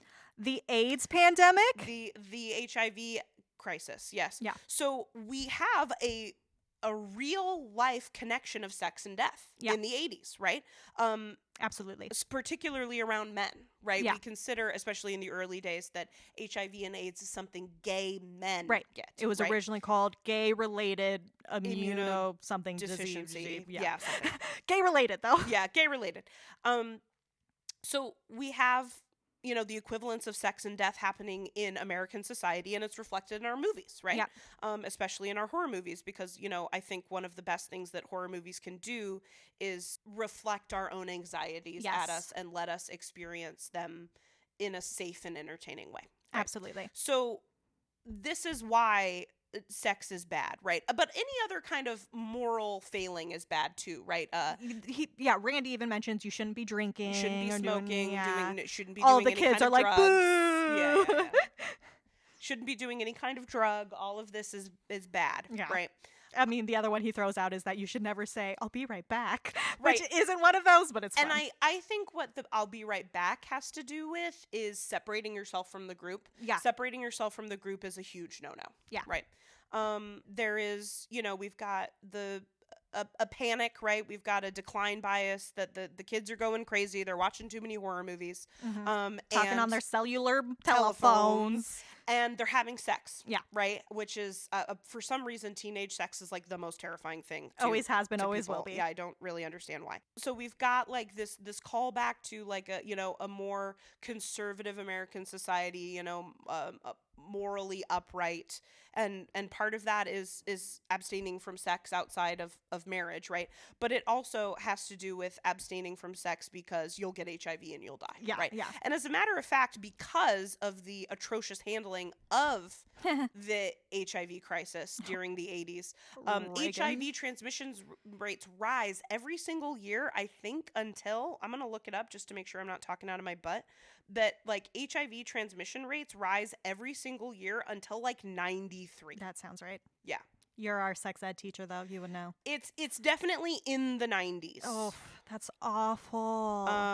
It's definitely well over a decade of having of knowing about HIV/AIDS. And just to be clear, we're pretty specifically talking about like America and the Western world because very much the history of the HIV and AIDS crisis is very different, say in like Africa and things like that. I just feel like I had to throw in that caveat. Of course, yeah, and also this is a Hollywood movie, right? Yeah, this is very much for a Western audience. That's a really good point. Yeah, thanks. Just want to throw that in there. So even though this movie takes place in 96, HIV rates are only just now starting to drop, the transmission rates, right? So we've got this, and this is also another thing that turns the modern slasher film into the postmodern slasher film. Is like, okay, Reagan's not in office anymore. We have, almost a decade of Democratic leadership with Bill Clinton, right? And then we finally start doing the bare minimum to take care of HIV/AIDS transmission, and then so that's when sex kind of starts to become less of a big deal in those kinds of movies. But in 1996, sex is a big deal. Yeah. Right? So, and I definitely want to keep talking about sex and gender and the gay stuff that's happening in this film. Yeah. But you want to.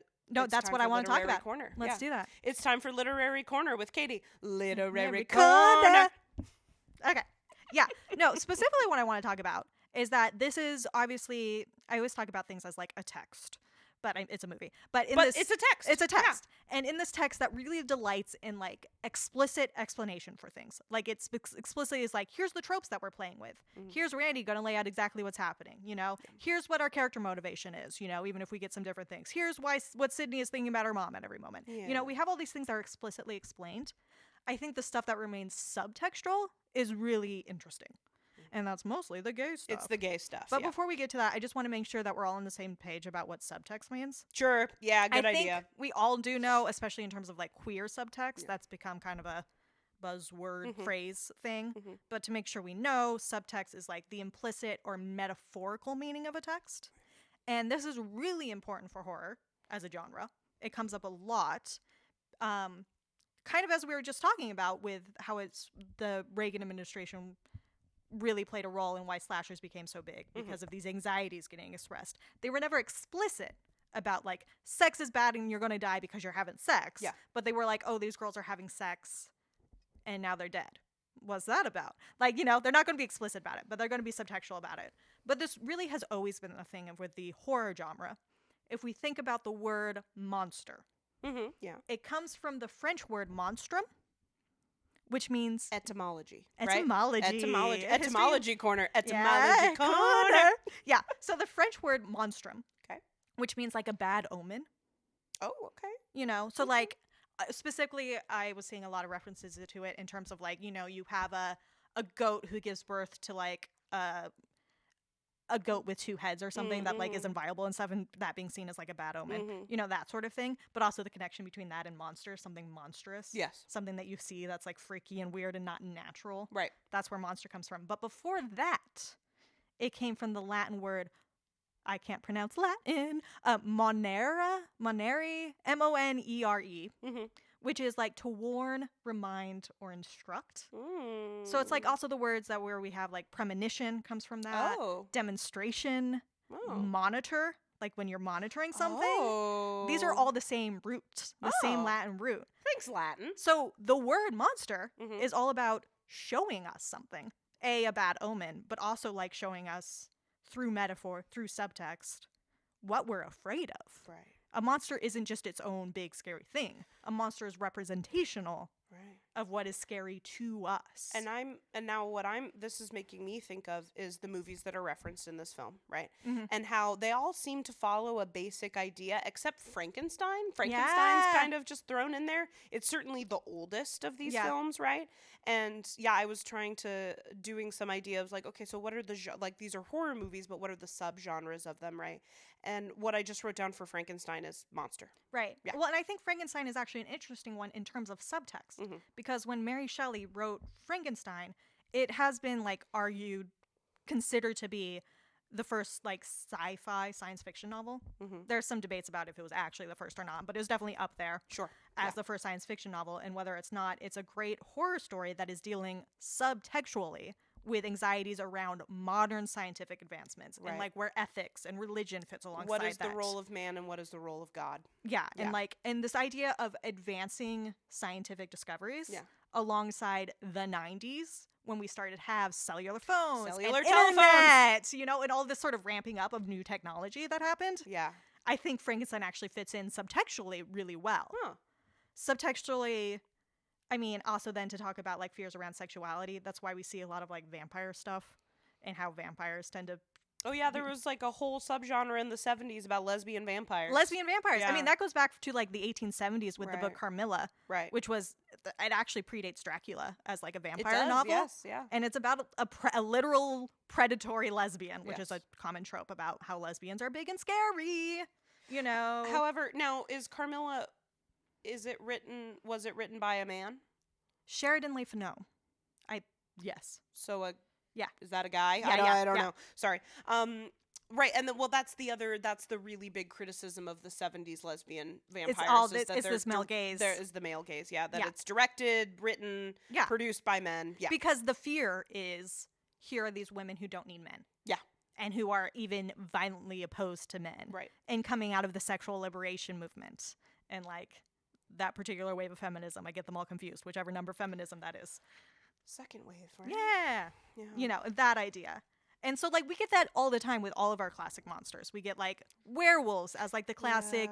They can be all sorts of things like transformation. Yeah. They can be like loss of control and like the animal inside of us. Ginger Snaps uses it really well for like puberty and like female sexuality, coming of age stuff. That's a huge thing with these what's I think is a really popular subgenre of horror right now is like the demonic possession, right? Oh yeah. The idea of a demonic possession is so often geared at adolescent girls because like it is the idea that like someone starting to menstruate is like invites stress and evil and like maybe even a demon. Right. I mean, we even talked about that in our last episode about the witch, where part of the reason why they're concerned about Thomasin is because she is now her womanhood was upon her. Yeah. Yep. Therefore, she is something to be feared. And the thing with horror films as a genre is that it's a great genre for exploring these kind of fears, and it has been since like Carmilla and Frankenstein and all those classic novels till today with our current movies. Right. And, like, often you don't even have to scratch very far below the surface to get at what it is. But it's still, they never explicitly say it. Yeah. Is the point. That's what makes it the subtext. Yeah. So I just kind of wanted to add that into our lexicon before we moved forward. Because we're going to be talking about subtext forever in this podcast. Right, yeah. And specifically with this movie, let's talk about the gay stuff. Let's talk about the gay stuff. So let me just take the easy one off, the low-hanging fruit, may I? Yeah. So obviously the knife. Phallic symbol, Ooh. right? And also a gun gets introduced in the final act, and guns are also quite phallic, I think. No, and what I really love with specifically the knife and that whole scene is, I mean, there's so much in that, but that's right when Stu, right before he gets stabbed, he calls Billy baby. He does? He calls Billy baby. Ooh. He's like, come on, baby. He also calls Sydney I thought baby. that was more of a, like, him getting amped up. Like, Yeah, come on, but let's do it, baby. Yeah. It's like, no, but that's also when, the really great part where Billy uses the knife to sort of, like, lift Stu's chin up. Yeah. It's hot. Oh, yeah. So that's what I wanted to say, is that Stu and Billy stab each other, which is like a pretty obvious allusion to penetrating. Oh, yeah. Yeah, they're like penetrating each other with this phallic symbol, right? Yeah. No, and also just like how, like, kind of S&M dommy it gets between them. Yeah, with that. They're very like, slave and master relationship, like, for sure. And the way that he's just like stabbing him, like more than they agreed on. Am I saying that right? Are we still using the term slave and master? I'm not a part of this community. I feel like we're trying to move away from the term slave as much, like servant and master. I think so. I'm going to use that. Let's say servant and master. Yeah. Anyway, but that's sadomasochistic stuff. And how he's stabbing him until Stu's like, okay, that's as much as I can take. Yeah. You cut me too deep, man. Yeah. And then Billy still then is just sort of directing Stu around, like, grab the gun. Yeah. Give me the knife. Do all this. Do that. And, like, biting the knife for some reason. That moment where Billy bites the knife, I'm like, why are you making murder so sexy right now? Skeet! So many feelings. And then I realized I made a connection, right? Because they very quickly reference Hellraiser, right? Yeah. And I was thinking about the sort of sadomasochistic relationship Billy and Stu have. And Cenobites are mad kinky. Oh, yeah, that's like their whole deal. It's like their whole deal. I only know that because of Cabin in the Woods. But yeah, that's their whole deal. Yeah, trust me. Yeah. No, just the fact that in another world, in another life, Billy and Stu could have just had the happiest kinky relationship together. Yeah. If they could have just gone another way. Yeah. These poor boys. Yeah. Too much anxiety about sex. They needed to express it through murder instead. Yeah, I know. Thanks, Reagan. No, and we already talked about the fact that most of their kills are in some way, like, sex motivated. Right. But an interesting thing about that, I think, is that they target each other's girlfriends. They do, right. Especially if we think Billy is the one who killed Casey. Because that was also Stu's They make a reference to Stu and them and how they Casey used dating. to date. What does Stu date? Like, for like a minute. Yeah. So this idea, because it goes back to the cheerleader thing where she thinks that maybe Sydney killed Casey and Steve because she was in a jealous rage because she loved Steve or something. And then the idea that, like, well, no, but the idea of maybe Billy and Stu killing each other's girlfriends. Right. There could be some jealousy involved in that. And like, the keeping them to myself, you know? And Randy references this, right? When he hits the nail on the head and it's just like, hey, it's Billy, right? Yeah. And it's like, well, then, like, why would Billy want to kill Sydney? That's his girlfriend, you know? And Randy astutely mentions there's always some bullshit reason to kill your girlfriend. And so it does make sense. It's just like, he doesn't kill his girlfriend. Right? But, like, Billy does kill Tatum, Stu's girlfriend. So he's not killing his girlfriend. He's getting his boyfriend to kill his girlfriend. Yeah. Right? Yeah, it's like a whole lot. It's a lot, yeah. Yeah. And also just in that same scene that Randy refers to Stu as Billy's lapdog. Yes. Just to keep going with that sort of, like, dommy, subby relationship going on. Like, no notes. You're so right about everything, Randy. Yeah. It's just too bad that they had to make this, like, psychosexual violence. Yeah. And they couldn't just live, like, as a happy kinky couple. Right. Yeah. Because, like, the inherent homoeroticism of everything they do, like, when they're holding, when Stu is holding Randy in place while Billy intimidates him. Yeah. Like, they just work as a team. And they're, like, so kind sexy. Of, like, Stu, because Matthew Lillard's a tall guy. God, yes. And so, he like, drapes. He kind of drapes over people over the course of this he drapes film. over Randy and, like, plays and only with men. his ear. Yeah, kind of plays with Randy's ear a little bit. And he drapes. He kind of puts his arm around Tatum a few times. Yeah. He's affectionate with Tatum. Yeah. And, like, but he also drapes himself over Billy. Like, he has his like chin on Billy's shoulder, like face to face, cheek like, to cheek, talking about their plan and like just gazing at him while he's taunting Sid. And there is something about slashers specifically. Obviously, there's like a ton of it's super easy to find the gay subtext in any horror film, right? Yeah. But in slasher films, especially, again with their roots in conservative Reagan era, and that like and with the AIDS epidemic, is that like sex is dangerous and could literally kill you, right? Yeah. Particularly if it involves a penis. I wrote down the more penises, the more dangerous. Right. We got two whole penises. Two penises. That's plus dangerous. a metaphorical penis with our knife. With the knife, yes. And there's also this idea of like the murder, like we're talking about substituting the place of sex.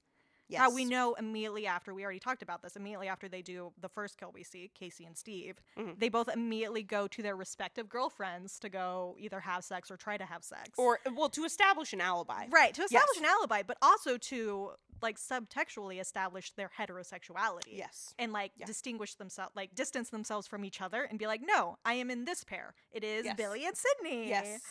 What could be better? It is Stu and Tatum. It's not Billy and Stu. Even though it's totally Billy and Stu. Yeah.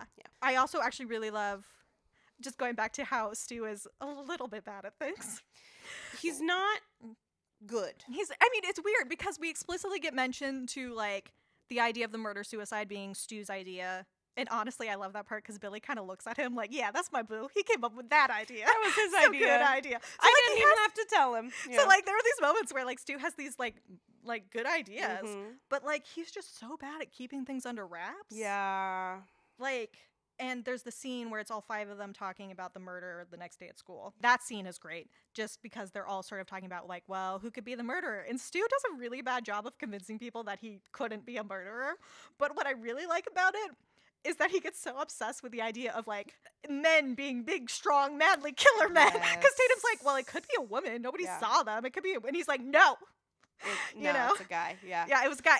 And so if we're doing this connection between sex and murder, right, we have Stu kind of being like, no, sex is done by men in the same way that murder is done by men. Women can only have sex/murder done to them. Yes. And then, like, knowing that Stu and Billy committed these murders together is just like, all right, buddy. Yeah. It's like very sexual. And this is Stu being like, no, there are no girls involved. Gross. We don't want girls involved in this. This is our really cool bro time. Oh no. Oh, Stu. And like we already touched on this, but Billy really just has to like quote Psycho twice and like really associate himself with Norman Bates. Yeah. Like we twice. Get it, Billy. That's gay, babes. Like that's gay. Right. Well, and we also think about like thinking meta, Anthony Perkins was gay, right? Or at least queer, you know.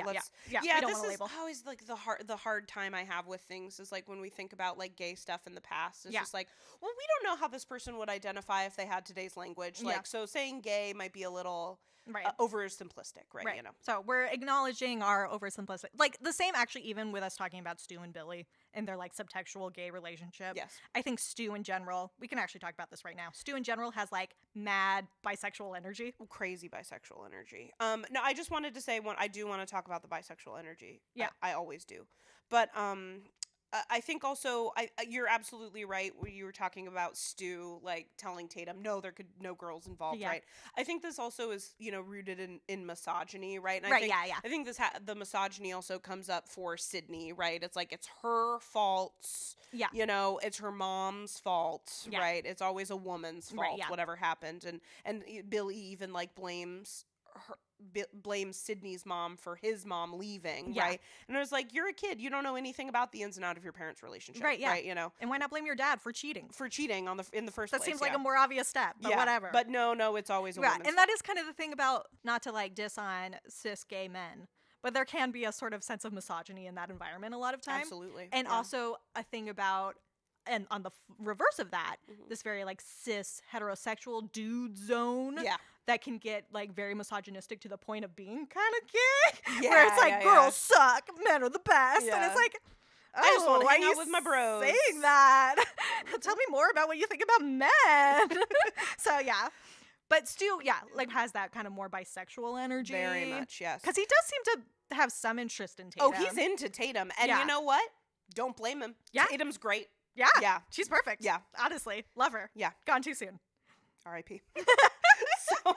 So yeah, he's definitely got some girl stuff going on, right? Yeah. He's into girls at least a little bit, right? Or at least enough, because I think he probably understands that, like, he needs to keep up appearances of heterosexuality, right? Yeah. And he's like, well, yeah, I'm like, Tatum and I are cool. Like, we can do this for a while. And he apparently sort of had a thing with Casey. Apparently. Right, yeah. And then, I mean, you could probably make that argument with Billy, too. Like, he both seems less interested in women and less interested in men than Stu does. Like, the sexuality isn't as forefront in terms of his action. It's more subtextual with him. Yes. You know? Yeah. I mean, he's constantly trying to sleep with Sydney, but there's something about that. He even says himself it was part of the game.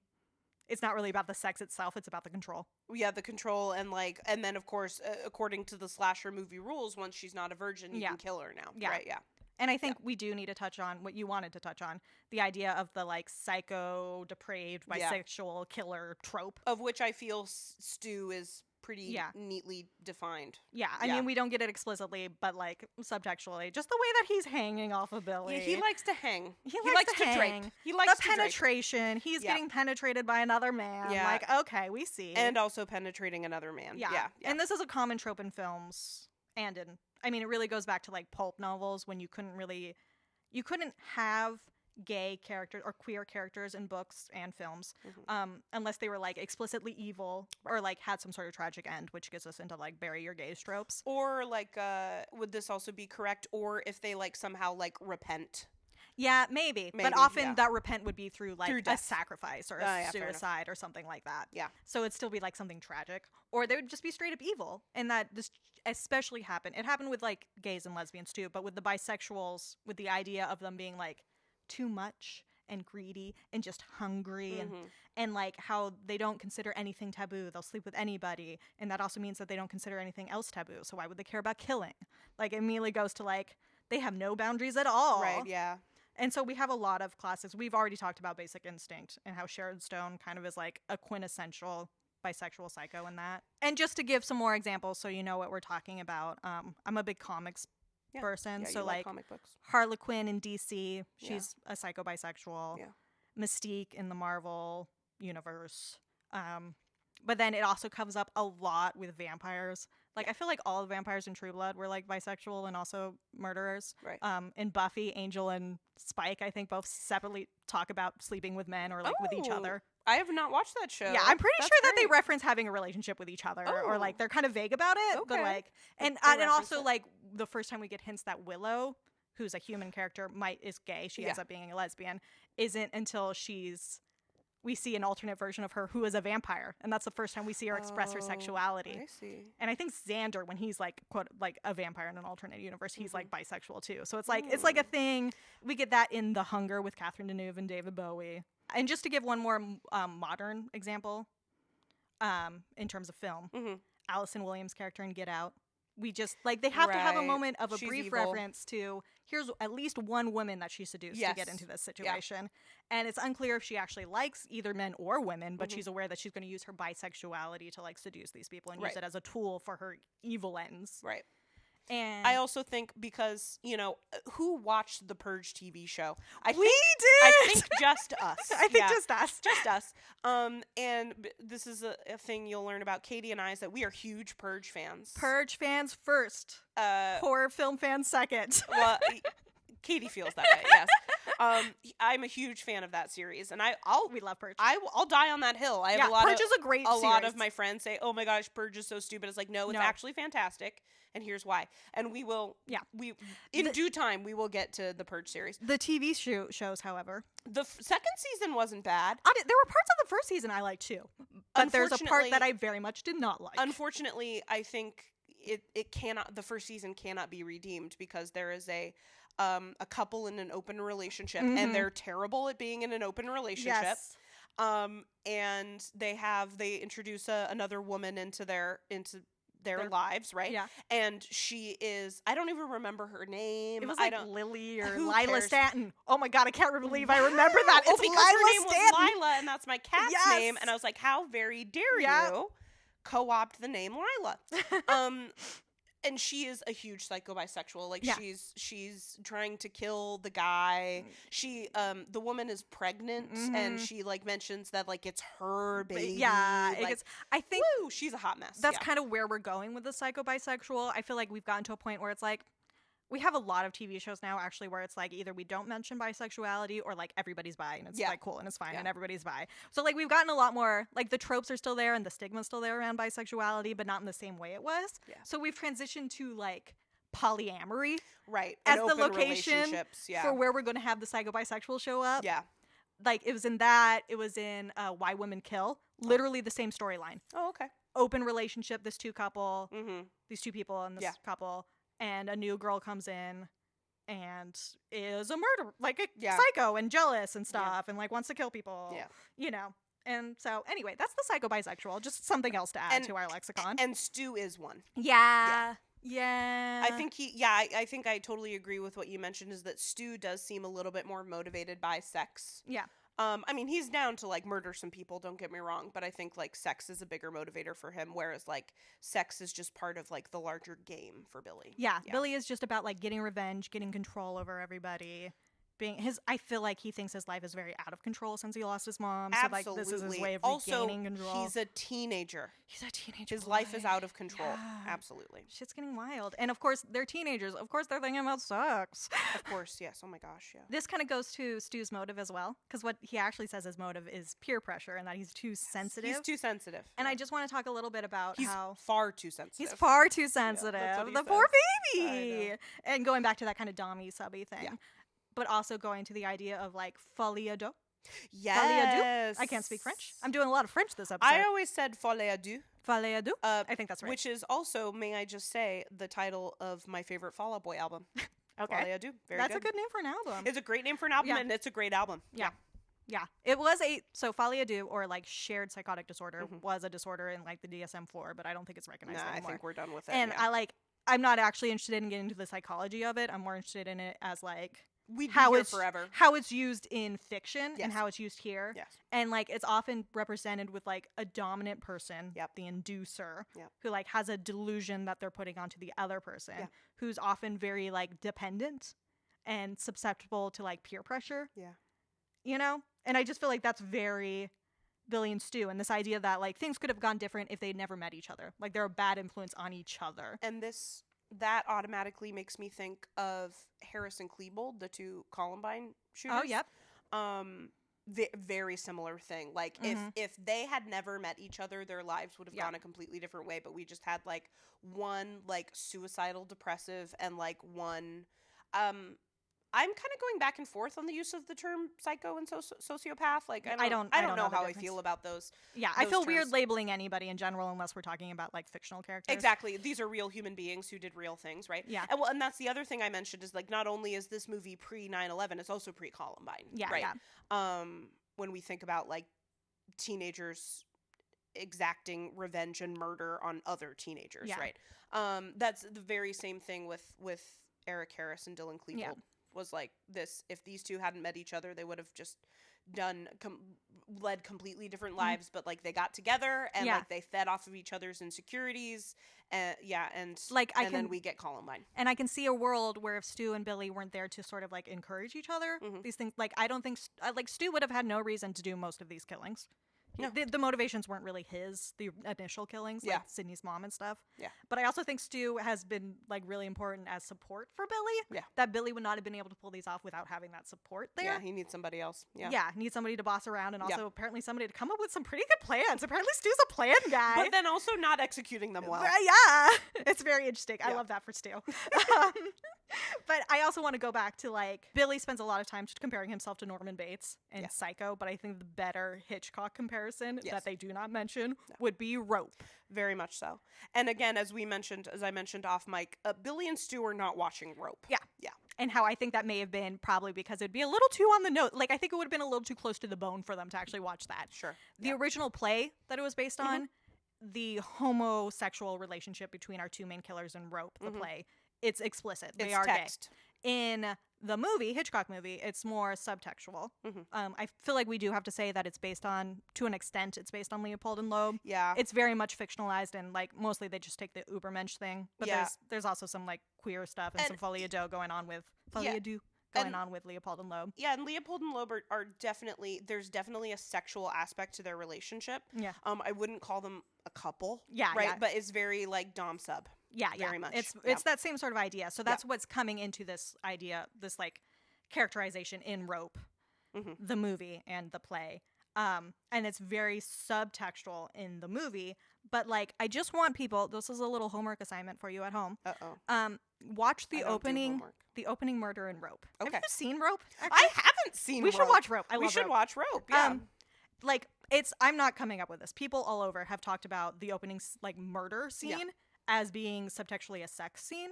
Specifically, what happens afterwards. Yes. It like has where they're talking about it. Like the moment after they do it, they're like out of breath, panting. One's sitting down. The other's kind of over them a little bit. Yeah. They're both panting. One goes to turn on the light, and the other guy's like, "Can we leave the light off and just like be like this for a little while?" And the other one agrees and lights a cigarette. Them starts smoking a cigarette, which is the thing you do after sex. Yeah, it's like it's all there. And then later, when they're talking about it, he's like, "You're not frightened anymore, are you, Philip?" And he's like, "No." And he's like, "Not even of me." And he's like, "No, you just astound me." Ooh, and he's like, "That's even better." Ooh, and I'm just like, okay, yeah, right. Those are the vibes there. Oh, and also, get it, you're gay. The specific parallel when you watch that opening scene of the actual murder.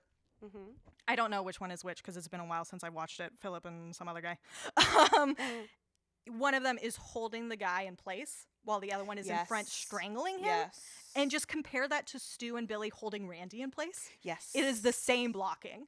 Oh, okay. Like, I mean, it's the same positions. One's holding one in place while the other one is up in his face doing shit. And also, and just the idea of strangulation being kind of Billy's thing. Yes. And just so this idea that, like, this is the better analog to me for them. Than Psycho. Yeah. Because, again, in Rope, there are two of them. Yeah. Right? Yeah. And we don't have the pansy-ass mama's boy, as Sydney would say. Yes. So I see why, especially if he doesn't want to confront his, like, queerness, his subtextual queerness, why Billy would rather go with Norman Bates, because that stays more subtextual. Whereas with Rope, even though it's subtext, it's, like, a lot more in your face. Still, mostly text, So I just wanted to... So I think, like, with the subtext of the film, like, it does a lot of that equating of, like, queerness with, like, murder and, like, bad, evil, bad. But I do really quickly want to talk about Sidney Prescott as a counterweight to that.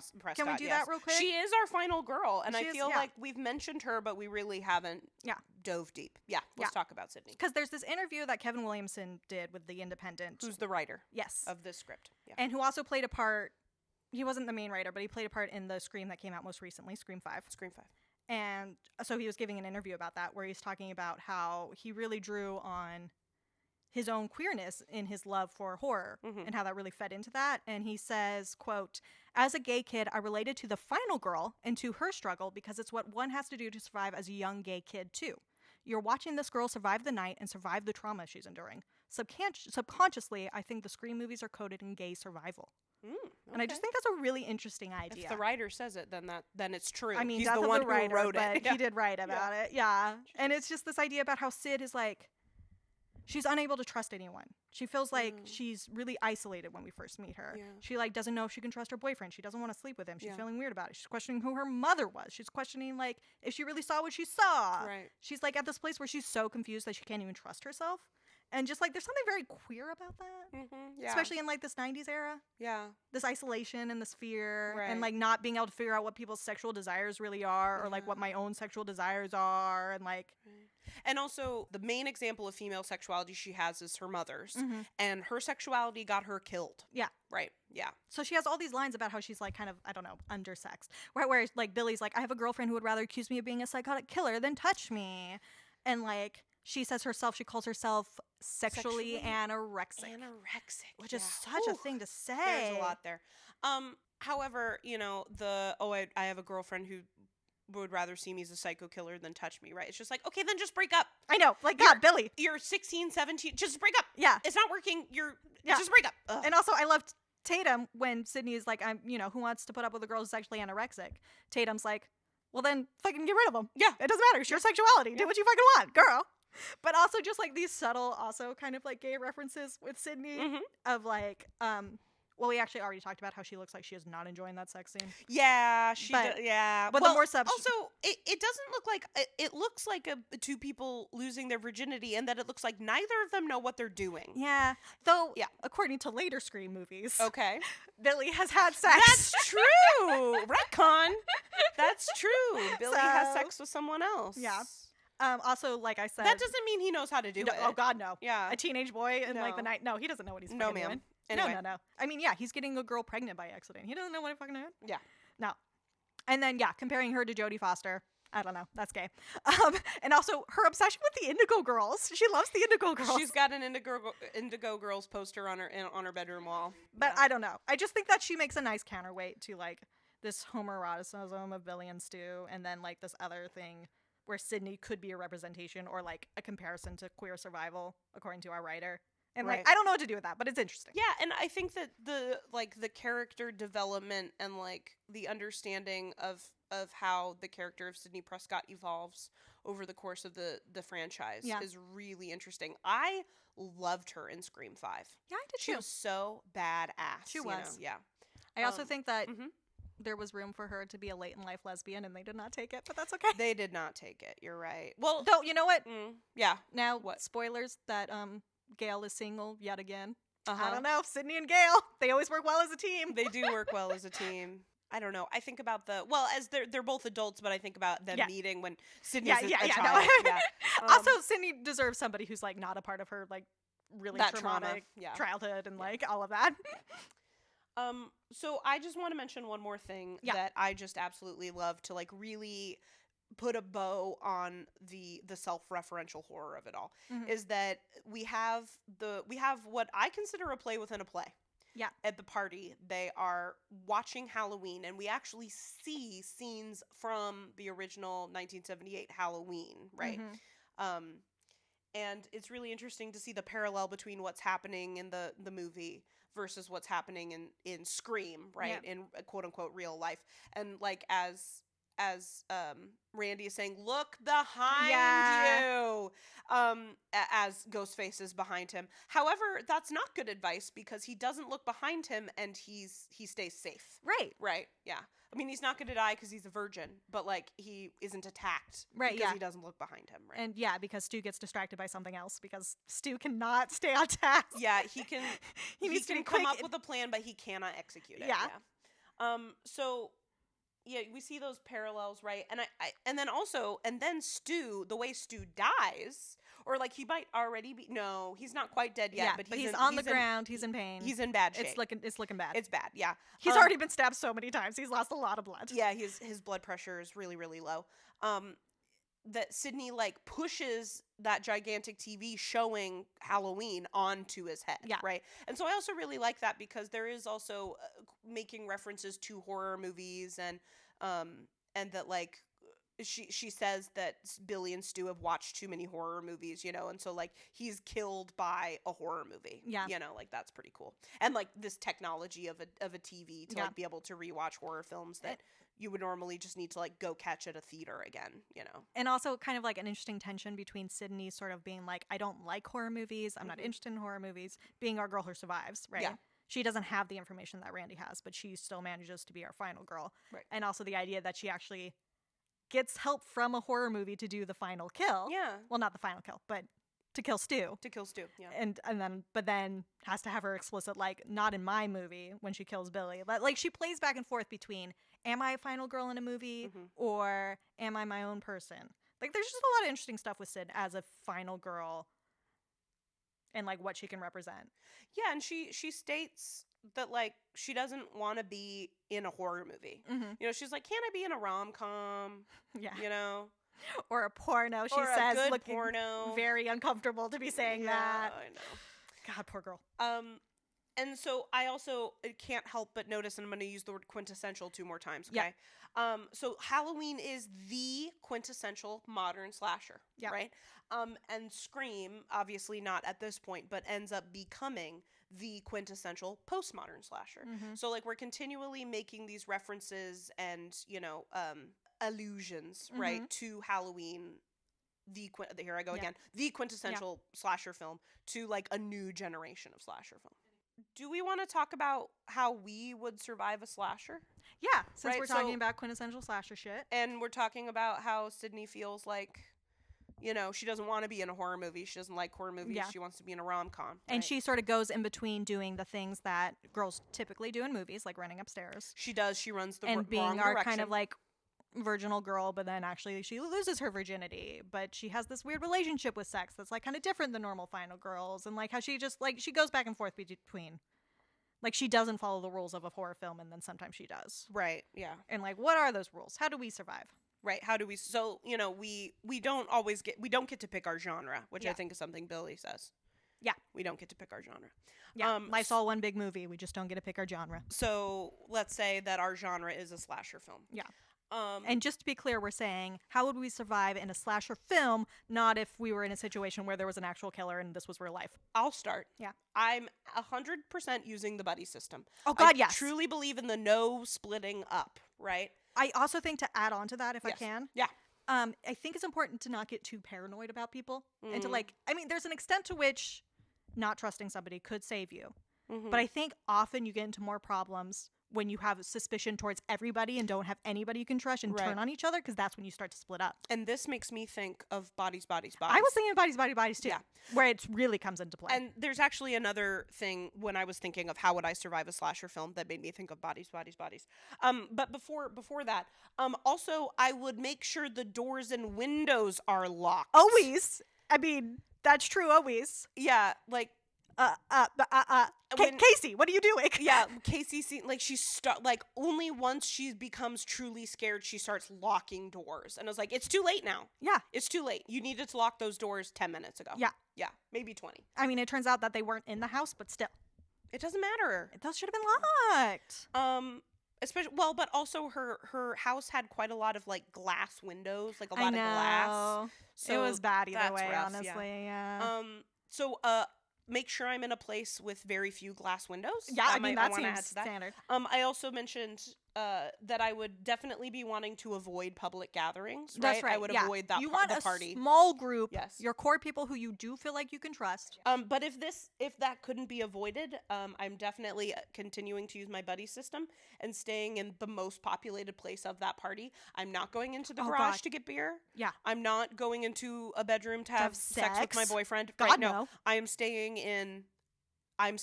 where they're watching the movie. Yeah. And honestly, no offense, but I'm surrounding myself with women.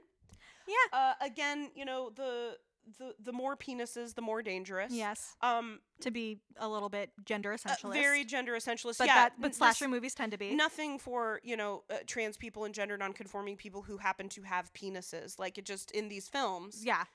I mean, and the idea, actually, eventually we will probably talk about, like, in the same way that we have the bisexual killer tropes, we have a lot of tropes about, like, transgender killers and just the problems with all of that. Right. So, just to recap, buddy system.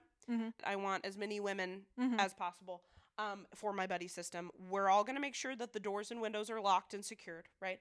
And we're probably going to keep it small, right? I think maybe in my apartment would be a good safe place to hang out. And we would do, like, nothing that could be considered as, like, morally ambiguous. I was like, I got a bunch of puzzles. Yeah. We could just do some puzzles. We'll just chill with some puzzles. And not drink or smoke. And yeah.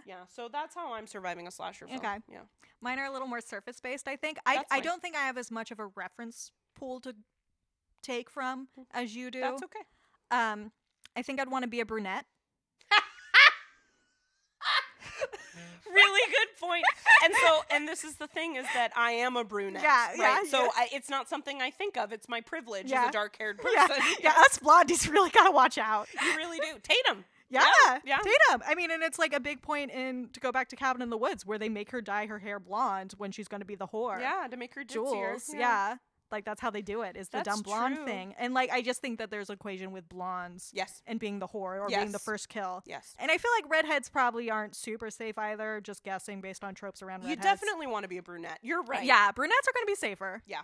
And I think, that also goes along with, like, the idea of being more virginal, to have that kind of, they don't have the same stereotypes around it. Yeah, because absolutely. You know, dumb beauty standards and all of that. Yeah, blondes have more fun, whatever. Yeah. So, dye your hair. Yeah. Got it? What else? Yeah. Though I don't know, that can make me cheap and fake. So that might make me more of a killer than a be killed. I don't know. And yeah, you got to dress modestly. Yeah. I got to get rid of all my crop tops. Yeah. I can't wear a crop top. That'd be stupid. What you could do is, like, don yourself in all of your, like, dinosaur wear. Oh, yeah. Because that's quite, like, childish and virginal, too. You'd be like, I got dinosaurs on my shoes. You can't kill me. Kill me. I'm sweet and cute. And Yeah. just a know-nothing innocent child. Yeah. Yeah. Yeah. No, that was really my main ones, were, like, those ideas. Right. I don't have a lot else. I don't know how you survive a slasher, because I don't watch a lot of them. It's true, right? And then, of course, there's, like, the occasional slasher that really bends the rules, right? Yeah. And you never know when you're going to be in that one. Right. Like, we talk about with, is it Scream 4? Yeah. Where it becomes the thing of, like, you can't kill me, I'm gay. We're yeah. past the point of bearing your gaze. Come on. Yeah, It would be wrong, you know? Oh, yeah, because when Scream 4 comes along, and that's another really great thing, what I really enjoy about this franchise is that they still take the original concept of how do you survive the rules a of a horror film and continue to let it evolve the way that horror movies evolve. Right. I do think that queer women are having a moment of survival right now. Oh. They went through that, like, Bodies. They went through that spring where they were killed in a lot of TV shows, like, all at the same time. Okay. It was a big deal. It actually ended up being, like, a bunch of petitions happened after that, especially with Lexa dying in the 100. Okay. Don't watch that show, but okay. Yeah, of like, hey, let's stop killing queer women all the time, always. Maybe. I don't know. And, like, it became, like, because it was just, like, 80 shows in a row that just all killed their queer women. Like, wow. And I don't watch any of those shows. Yeah, okay. and I watch all of them, and so I was a part of it. Them, yeah. So, but now it's sort of, like, had this, like, bounce back where we are seeing a lot more queer women in the place, either occasionally of being the killer. But normally if she is the killer, it's because she's in a movie with a bunch of other queer women who are also, like, the survivors. And we're having a lot more queer women as final girls. Yes. So I don't know. That might help. That might help. Being a queer woman might help. I'm telling you, man, again, not to be gender essentialist, but penises. Yeah, I'm not sure that queer men are having that same moment. Or even trans people of any gender. And I mean, like, I would say that, in media, we are starting to get more trans representation, but it's still abysmal. Yeah, I can think of one horror film called Bitten, I think, or Bitten. Okay. That has, like, a trans woman as one of the main characters who, like, gets turned into a vampire. So she's, like, kind of the killer, but also, like, she's getting revenge against bad men, you know? So she's, like, also kind of our final girl, you know? Seen it. Yeah, I don't know that. I feel like being a man in a horror film even now is sort of a precarious place. I feel like there's an extent to which maybe you won't get murdered, and if you are, you will get murdered less graphically. It'll be something quicker, you know? Yeah. So there's, like, a safety in that, but then there's also the fact that you're going to be a killer. There's, like, a higher chance that you're going to be a killer, too. Yeah. So I don't know if you want to be. I mean, I guess that's safer. But, like, if you're a girl, you're either going to get murdered horribly or you're going to be the only person who survives. Right. And then you have to be left with that trauma. Yeah. Of all your friends being dead. All your friends are dead. Yeah. Yeah. And then in the case of the Scream franchise, it happens again.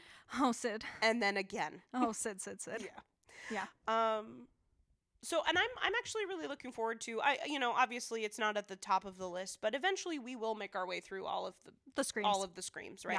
Yeah. Just like we will the Purges. Even Scream 3. And it'll be really interesting to kind of, to continue to explore the things that we were just talking about, the rules of the horror movie changing as society changes, the role of women versus men and queer people, right? Yeah, it's all in there. It's all in this franchise. And, like, what is being subtextual at what times and what is being textual. Yeah. Like, the way that we can compare this first Scream with all of that subtextual gay shit to Scream 5, where we finally have, like, actually, and Scream 4, where we actually have characters who are gay. Yeah. Or whatever. We have a girl in Scream 5 who has a little rainbow pin on her jacket, and we're like, all right, making out it with a girl. Yes. And really a missed opportunity to not have the final killers be, like, actually lesbians, but I guess they didn't want to. play with the there's gonna be a psycho lesbians. There's gonna be a Scream 6. Yeah. There's time. I'm ready for psycho lesbian killers. I don't know. I know other people are like, we've done it, but like, we haven't done it right. In the 21st century? Yeah. Could we give it that spin? Absolutely. Yeah. We want to thank you for listening to Deep Thought Shallow Plots. Thank you so much for listening, and huge shout out to our producer, Matt Williams. Always here to help us with all of our sound needs. Yep. And the mics have been weird. Like, I've noticed both of us are kind of messing with our mics a little bit. I don't know. More today. I hope. Way to go, Matt. Never mind. I take back my thanks. No, thanks, Matt. Anyway, he's a great guy, and he's a great producer and a pretty cool musician. And a great guy who I would trust in a horror situation. Yeah, sure. Yeah. Join us next time. We're going to be talking about cabin fever. So thanks a bunch for listening.